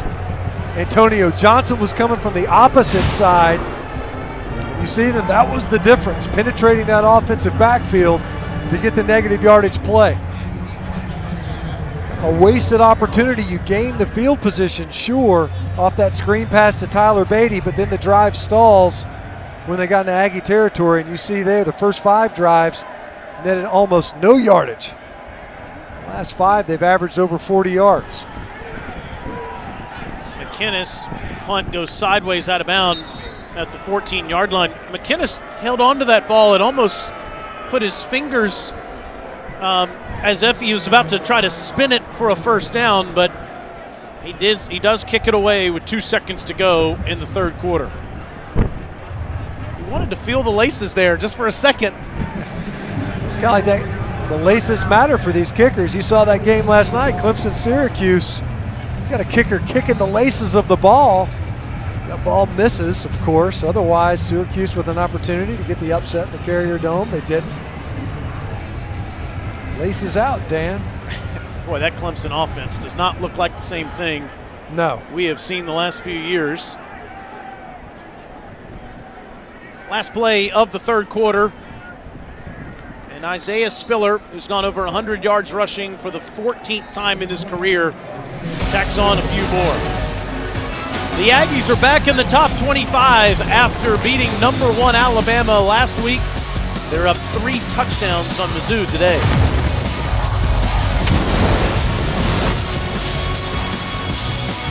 What is going on this?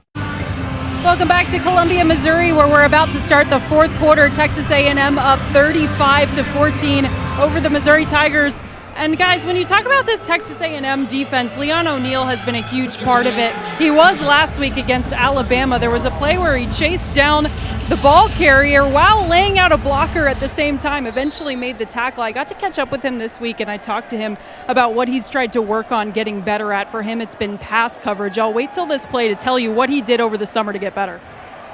Spiller past the 30 up to the 35, Alyssa. He's helped provide a lot of juice, certainly, to the offensive side of the ball. This A&M team really feeds off of each other. But how about this? Over the summer, Monday through Friday, he was up at 5 a.m. to work out. Some variations of track work, 1500s, 200s. On Fridays, he would do 40 hills. And then before all that, he would do all that before going to team workout. So kind of like Stinch's workout plan, I think, during the week. Doing So a lot similar. of sprints, a lot of cardio, and then some weightlifting with the team. Yeah, got lots of hills. Very passionate about my cardio work. That's amazing. I mean, the 5 a.m. too, as you see Isaiah Spiller leaving the game, took a shot at the end of that run. Got really rocked after a great run. He took a big shot there. Leon O'Neal, no doubt, a leader on this Aggie football team. Got 18 yards. A-Chain, I tell you, they usually, the defense has won the play a couple of times. His speed has just gotten positive yardage. Let's see what happened to Spiller. Nice run, and oh yeah, Sean Robinson coming in there, and not a defenseless player at that point in time. We've seen flags come out this year on that. I don't know if he used the crown of the helmet or not. Looked like maybe he lowered his head. Either way, it looks like Spiller's ready to go back into the game and is fine. He runs straight ahead this time, and A-Chain will get a couple. You noticed, getting a little chippy. Yeah, Taylor's there's been a couple of snaps there towards the end where there's been some extracurricular activity. That time, Trajan Jeffcoat, who's now going to be substituted out of the game.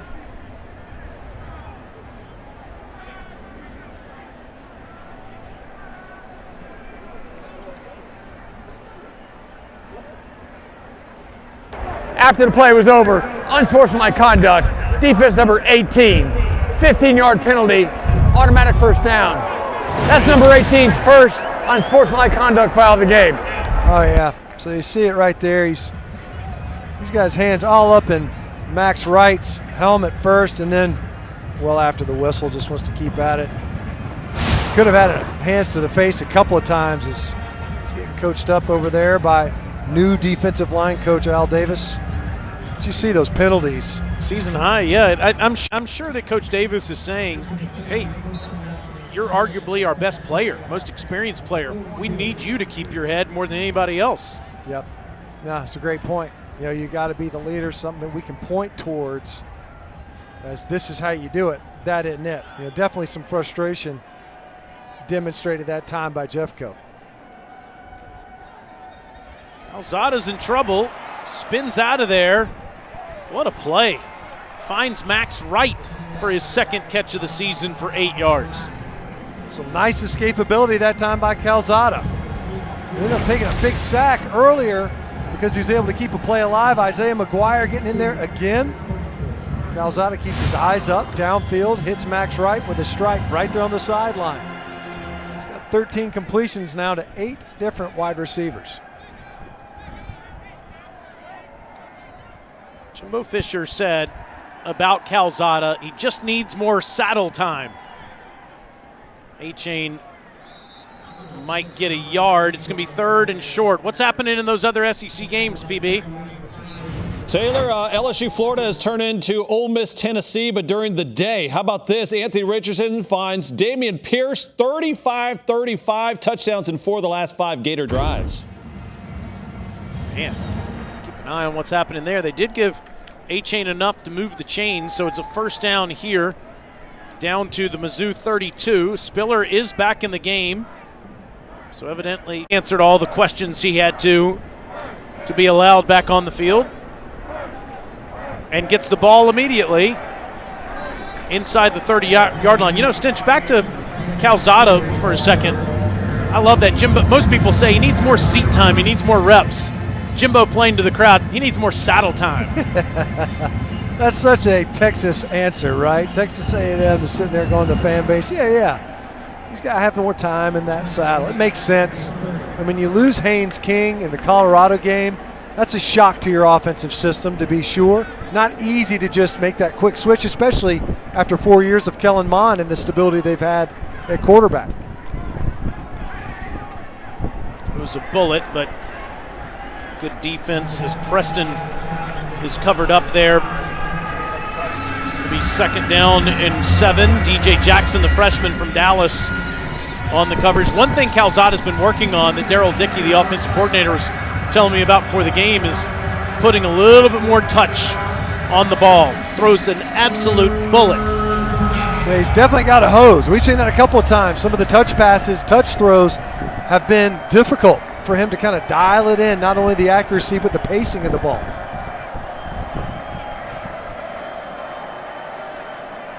Aggies need to get to the Mizzou 22. Calzada drifts back against his body to the end zone. Incomplete. There aren't any flags either. He's looking for Damon Demas. And Caleb Evans was there with him stride for stride. Yeah, I think Calzada's going to want this one back because he's got Aniyah Smith in the slot all the way. Instead he goes outside. Demas trying to fight back to that football. He gets hammered. Does Calzada as he lets go of this football. And if anything, it should have been a flag on Demas maybe. Yeah, both those guys tangled up in it. If he throws it to Aniyah Smith, it's a touchdown in the slot. 47-yard field goal. A little trouble with the snap, but it is no good. It's short. Seth Small again. Connor Choate tried to get it back there to Constantino. No good. That's SEC Network Football is presented by Allstate. Save money like a champion with Allstate.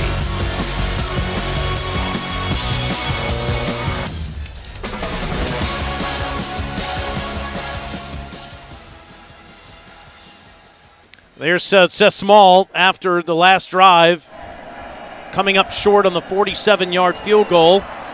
And now on an option toss to Lovett. Lovett gets near a first down and moves. See if they, first down for Mizzou up to the 39-yard line. Missouri down 3 touchdowns to Texas A&M with 11:17 to go in the game. Tigers struggled mightily on offense in the first half, but have found a little bit of a rhythm in the second. They definitely offensively have been able to move the ball better. Last drive stalling once they passed midfield. Fake to Beatty, dump off to Parker. And Daniel gets ahead for 7 more.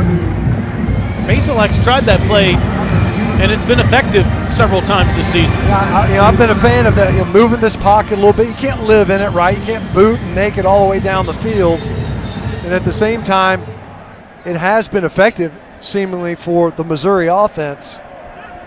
Open things up a little bit. They've certainly opened it up in the third quarter, throwing the ball downfield, testing the secondary.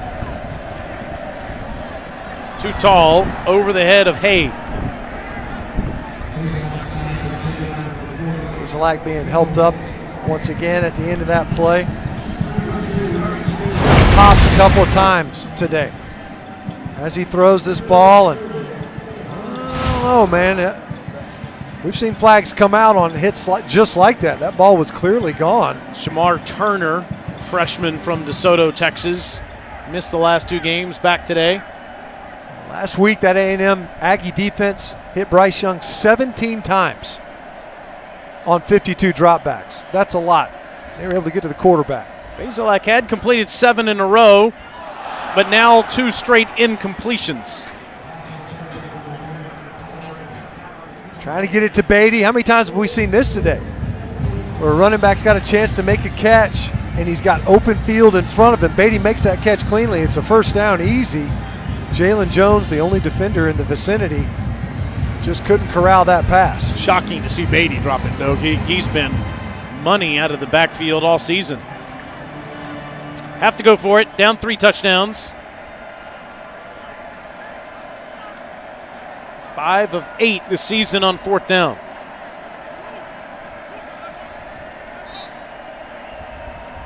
Aggie defense has been excellent on 4th down this season. Did concede 1 due to penalty.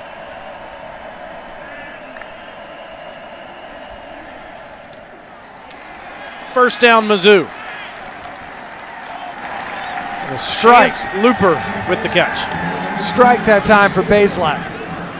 It goes back to Chance Looper. You harken back to that very first offensive series. Ball's a little bit behind Looper, couldn't come up with it that time. Clutch catch to get the yardage needed and convert the sticks to keep this drive going.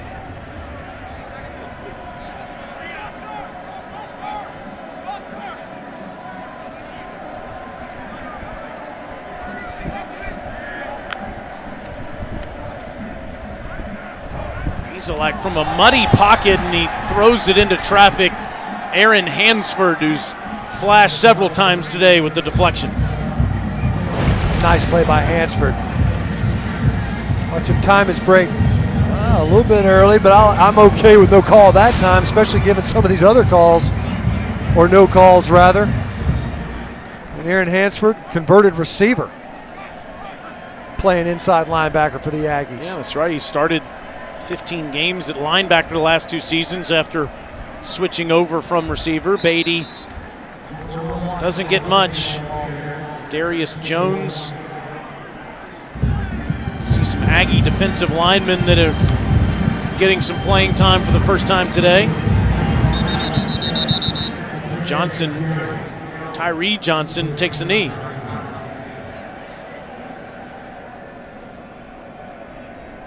So Johnson, the senior from Washington, will take a break. A&M up 3 touchdowns, looking for their 5th win.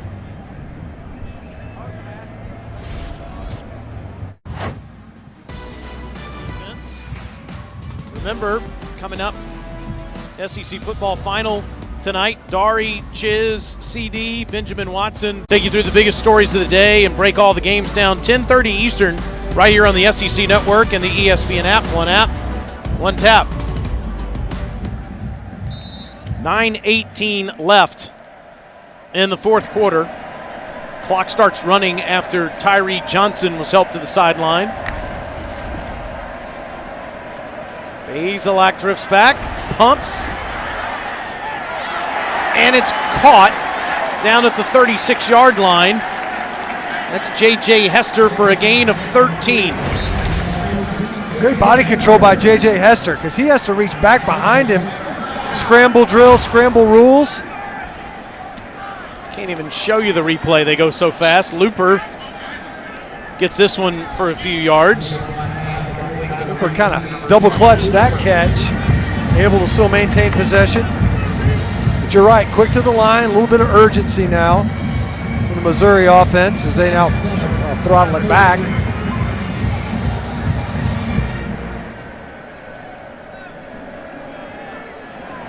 Aggies have not played here in 8 years. Mizzou has won 7 of the last 9 meetings in this series. Beatty is hammered by Edgerrin Cooper. That was a heck of a trigger by Edgerrin Cooper. Watch 45. That's a full head of steam. Luke Griffin was trying to climb up to the 2nd level, did not get there in time. You know, Coach Elko's looking for like the next great Aggie linebacker. It's early. He's a true freshman, but that's a career-high 8th tackle for Edgerrin Cooper. 3rd and 9. Dawson Downing standing next to Bazelak. Bazelak running for his life as Tyree Johnson escorted him to the sideline. 4th down.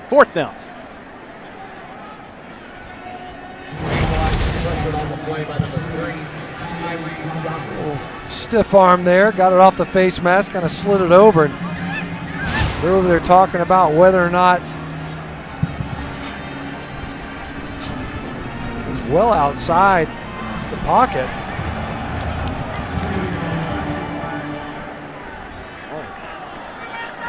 They're going to call it intentional grounding.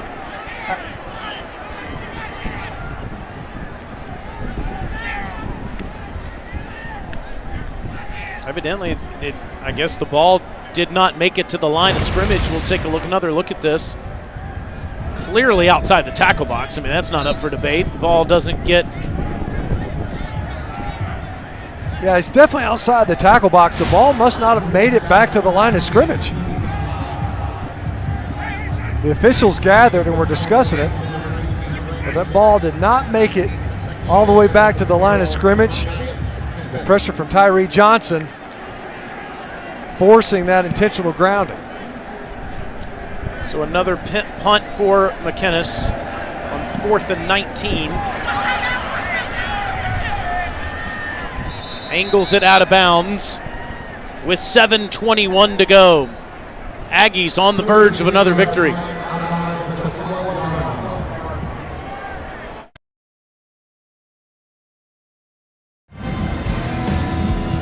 In the fourth quarter, with the Aggies up 3 touchdowns, both teams joined the Southeastern Conference on July 1st, 2012. This is their 10th season in the SEC. Played 4 times as non-conference opponents, 8 times as members of the Big 12, and this is their 4th meeting as SEC opponents, first time since 2014. Mizzou had those 2 great seasons in 2013 and 14 when Gary Pinkel and the Tigers won the SEC East. Spiller still in the game, still getting first downs all the way out past the 30-yard line. Continues to run hard. But those are the only 2 seasons where Mizzou finished with a winning conference record. They've had some 5-5. That was their record last year against 10 conference opponents. They've gone 4-4 in league play. But those are the only 2 years, Stinch, where they finished above 500. And you think back to those teams and the talent that they had, especially at wide receiver. I can remember, that lineup. Huge receivers that could run. And as you see A&M, we talked about earlier, it would be a costly loss if Bryce Foster were injured. This is Kenyon Green, who we've mentioned has played just about every position on the offensive front this season. And he is shaken up at the end of this play. Foster was able to come back in the game. Looks like he's okay. They're not even helping him out. That's always a good sign.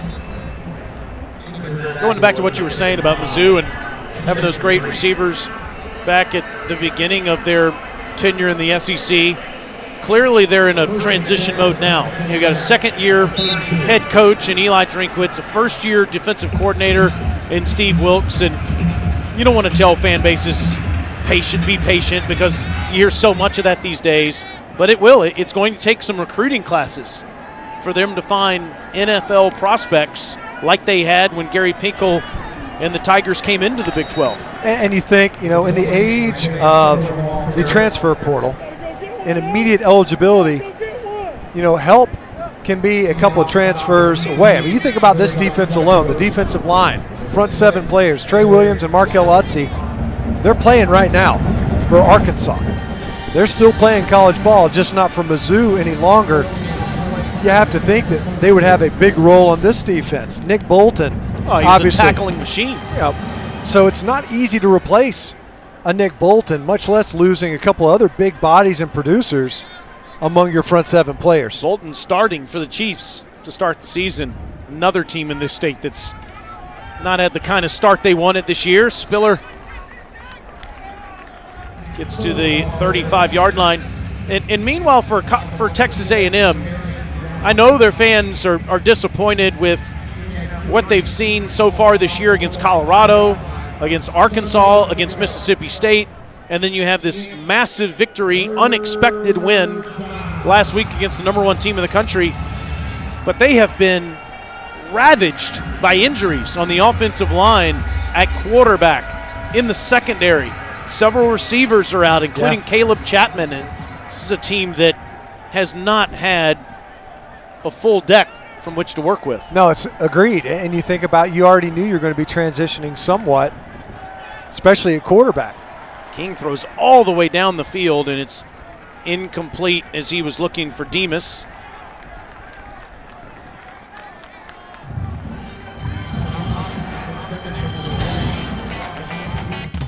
Wherever fun happens, Academy Sports and Outdoors is there.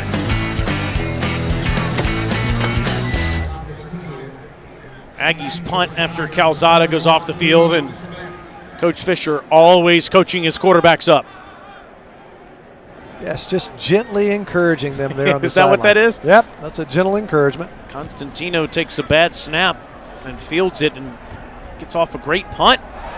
Bobbled, but Boo Smith is able to keep it with him. Mizzou will have it back on offense.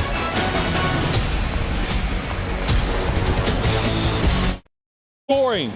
Anthony Richardson, Jacob Copeland, 3rd and 10, touchdown, 42 all in the track.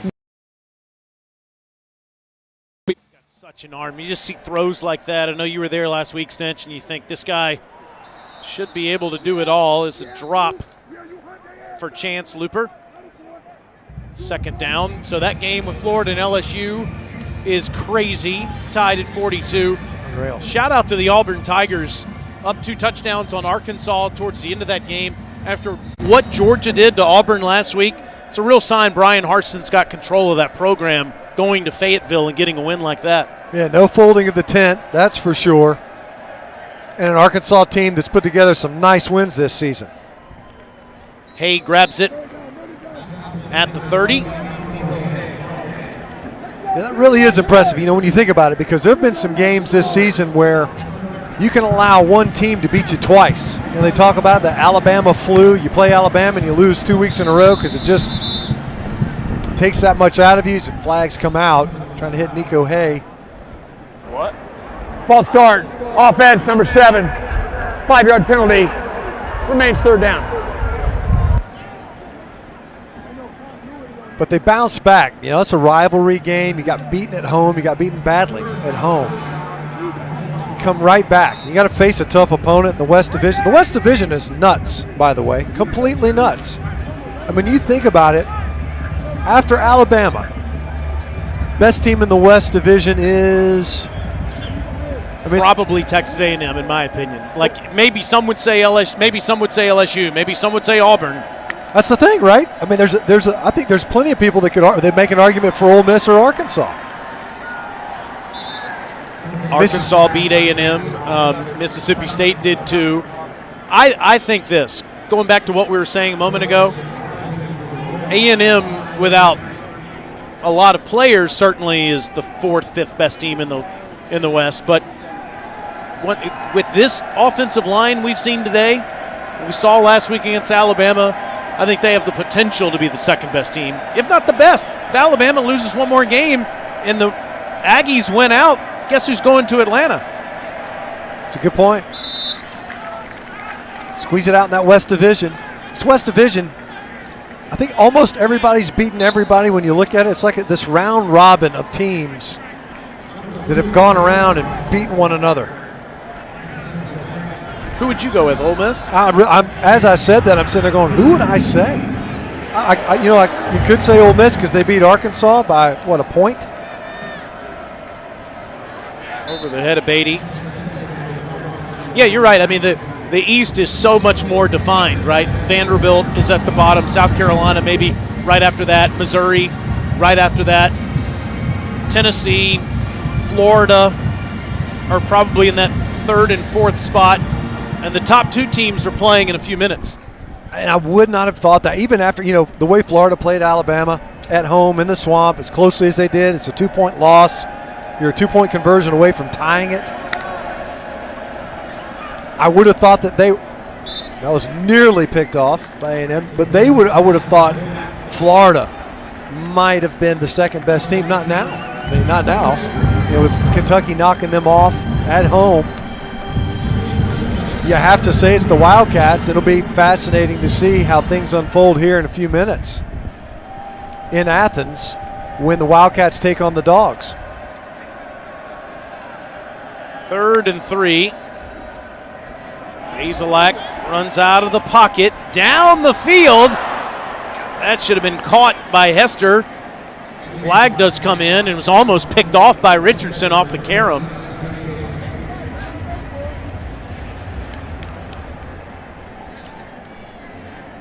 Richardson had that huge interception in the end zone last week.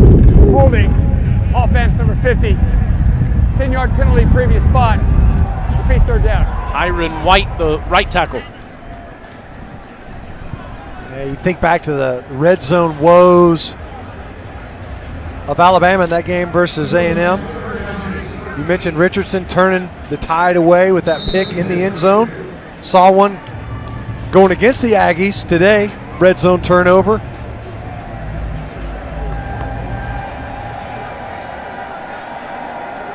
Fourth and 13.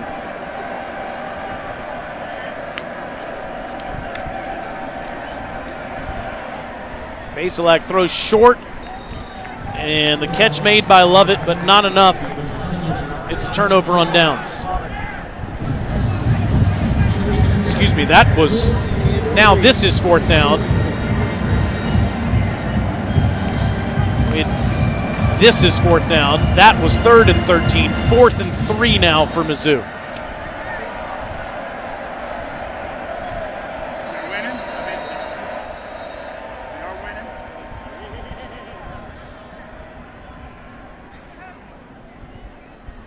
Timeout called with 2:58 left in the game. Timeout. Texas A&M. 2nd timeout this half. This will be a 30-second timeout. Missouri about to fall to 3 and 4 on the season. Next week off, then they're at Vanderbilt in Nashville. They do host South Carolina here on November 13th. Host Florida at Arkansas. But they have 3 more current ranked opponents. Now Arkansas is going to fall out of the top 25 with their loss to Auburn today, and Florida could fall out if they lose to LSU. Play in Athens on November the 6th. It's going to be tough for Coach Drinkwitz to get to 6 wins. That's a really tough finishing slate, potentially. Now you look at it, you got opportunities there. You got an opportunity at Vandy. South Carolina is definitely an opportunity now. Georgia's, no question, a very difficult out at this point. You know, which version of Florida are you going to get? And on the 4th down, way over the head of his intended target. Now, a turnover on downs gives the ball back to A&M. Dove was wide open too. And we've seen it a couple times today where the ball just sails on Bazelak twice now. Ball just jumps and gets high. And on that 4th down, out of the timeout, they just can't convert. Long afternoon for the Missouri offense, certainly defensively. This is not the type of production they're used to generating. They'll finish, potentially anyway, with just under 330 yards of total offense. Mari Daniels, a freshman from Miami, checks in for the Aggies to finish the game off, and Daniels, more hard running. It's just his 4th carry of the season. Picks up a few. The Aggies host South Carolina next Saturday night. Great opportunity for them to get to 6 and 2 on the season. And then in November, after an open week on October 30th, they have Auburn, they're at Ole Miss, host Prairie View A&M, and they're at LSU. Those are all winnable games. Now, go to Oxford, go to Death Valley. Daniels wrapped up there. Sean Robinson still playing hard, gets in the backfield. But going into that Alabama game, I think Aggie fans thought they were headed towards a 5-loss season, somewhere like that. Now, all of a sudden, maybe a bit more optimistic about what's going to happen by the end of the year. There's no question. I will say, going into that Alabama game, as you see a couple of Missouri Tigers limping off the field, that I thought the Aggies had problems that were almost unfixable over the course of a season. Offensive line was a mess, couldn't get separation at receiver, erratic quarterback play.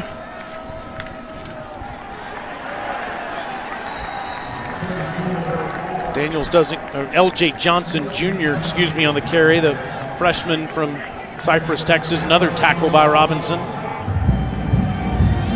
But a lot of that got righted. I mean, and it's taken some experimenting, there's no doubt, and the answers aren't all there just yet. I mean, we've seen it at linebackers still at A&M. Adrian Cooper had some nice plays today. But you talked to Mike Elko, and he says communication's been an issue. We've had to reconfigure how we do that, how we call our defenses.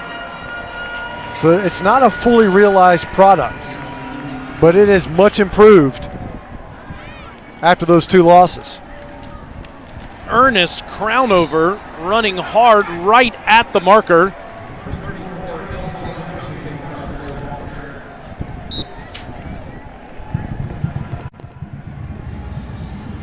And he got it. Heavy run downfield, and that'll do it. The Aggies able to build on that victory last week. They didn't look distracted. They started fast in this game. They could have been off on the heels of a victory like that, but they weren't. And on their first true road game of the season, able to get a victory. Well, Texas A&M gets another victory and improves to 5-2 on the season, with Jimbo Fisher winning on the road in his first ever trip to Columbia, Missouri. Missouri falls to 3-4. Zach Calzada, not his best today, but enough to get the job done. Handed it off quite a bit. Isaiah Spiller, 168 yards. Devon Achane with 124. A&M runs for near 300 yards in the game. And back down to the field in Alyssa. Coach, what did you think about the way your team was able to carry the momentum from last week? Well, I think here's the thing. I thought we come out really good.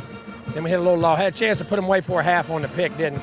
Then I was disappointed defensively. Offensively, come out and throw an incomplete, get 3 and out, and then give up a 97-yard drive, which can't happen. But now the offense did respond with a big drive. So we're learning. We're still a long way from there. We left a lot on the table. Got to get better. What'd you think about the way your backs ran the football today? I thought they ran hard. I thought they made some really good plays, and they're very dynamic. What will be the emphasis defensively this week ahead of next week? Well, I mean, I think we got to look at what they do, but I mean, giving up some of the third down throws right there on 3rd and long, and getting off the field there, and run game, I thought we did a really good job, except for one run. What'd you think about Zach Calzada and another start, another win? I thought he started off really good. I thought we drifted. I think we missed some easy throws that we needed to hit to do, and there's still some cleanup things there. Thanks, Coach. Congrats. Thank you. 5th straight true road win for Texas A&M, all by double figures. Thanks to Alyssa Lang, to Matt Stinchcomb, and our entire crew. I'm Taylor Zarzer. On a beautiful day at Faurot Field in Columbia, Missouri, Texas A&M is tired of being known as an underdog. They want to be a blue blood in college football. Sure looked like one today.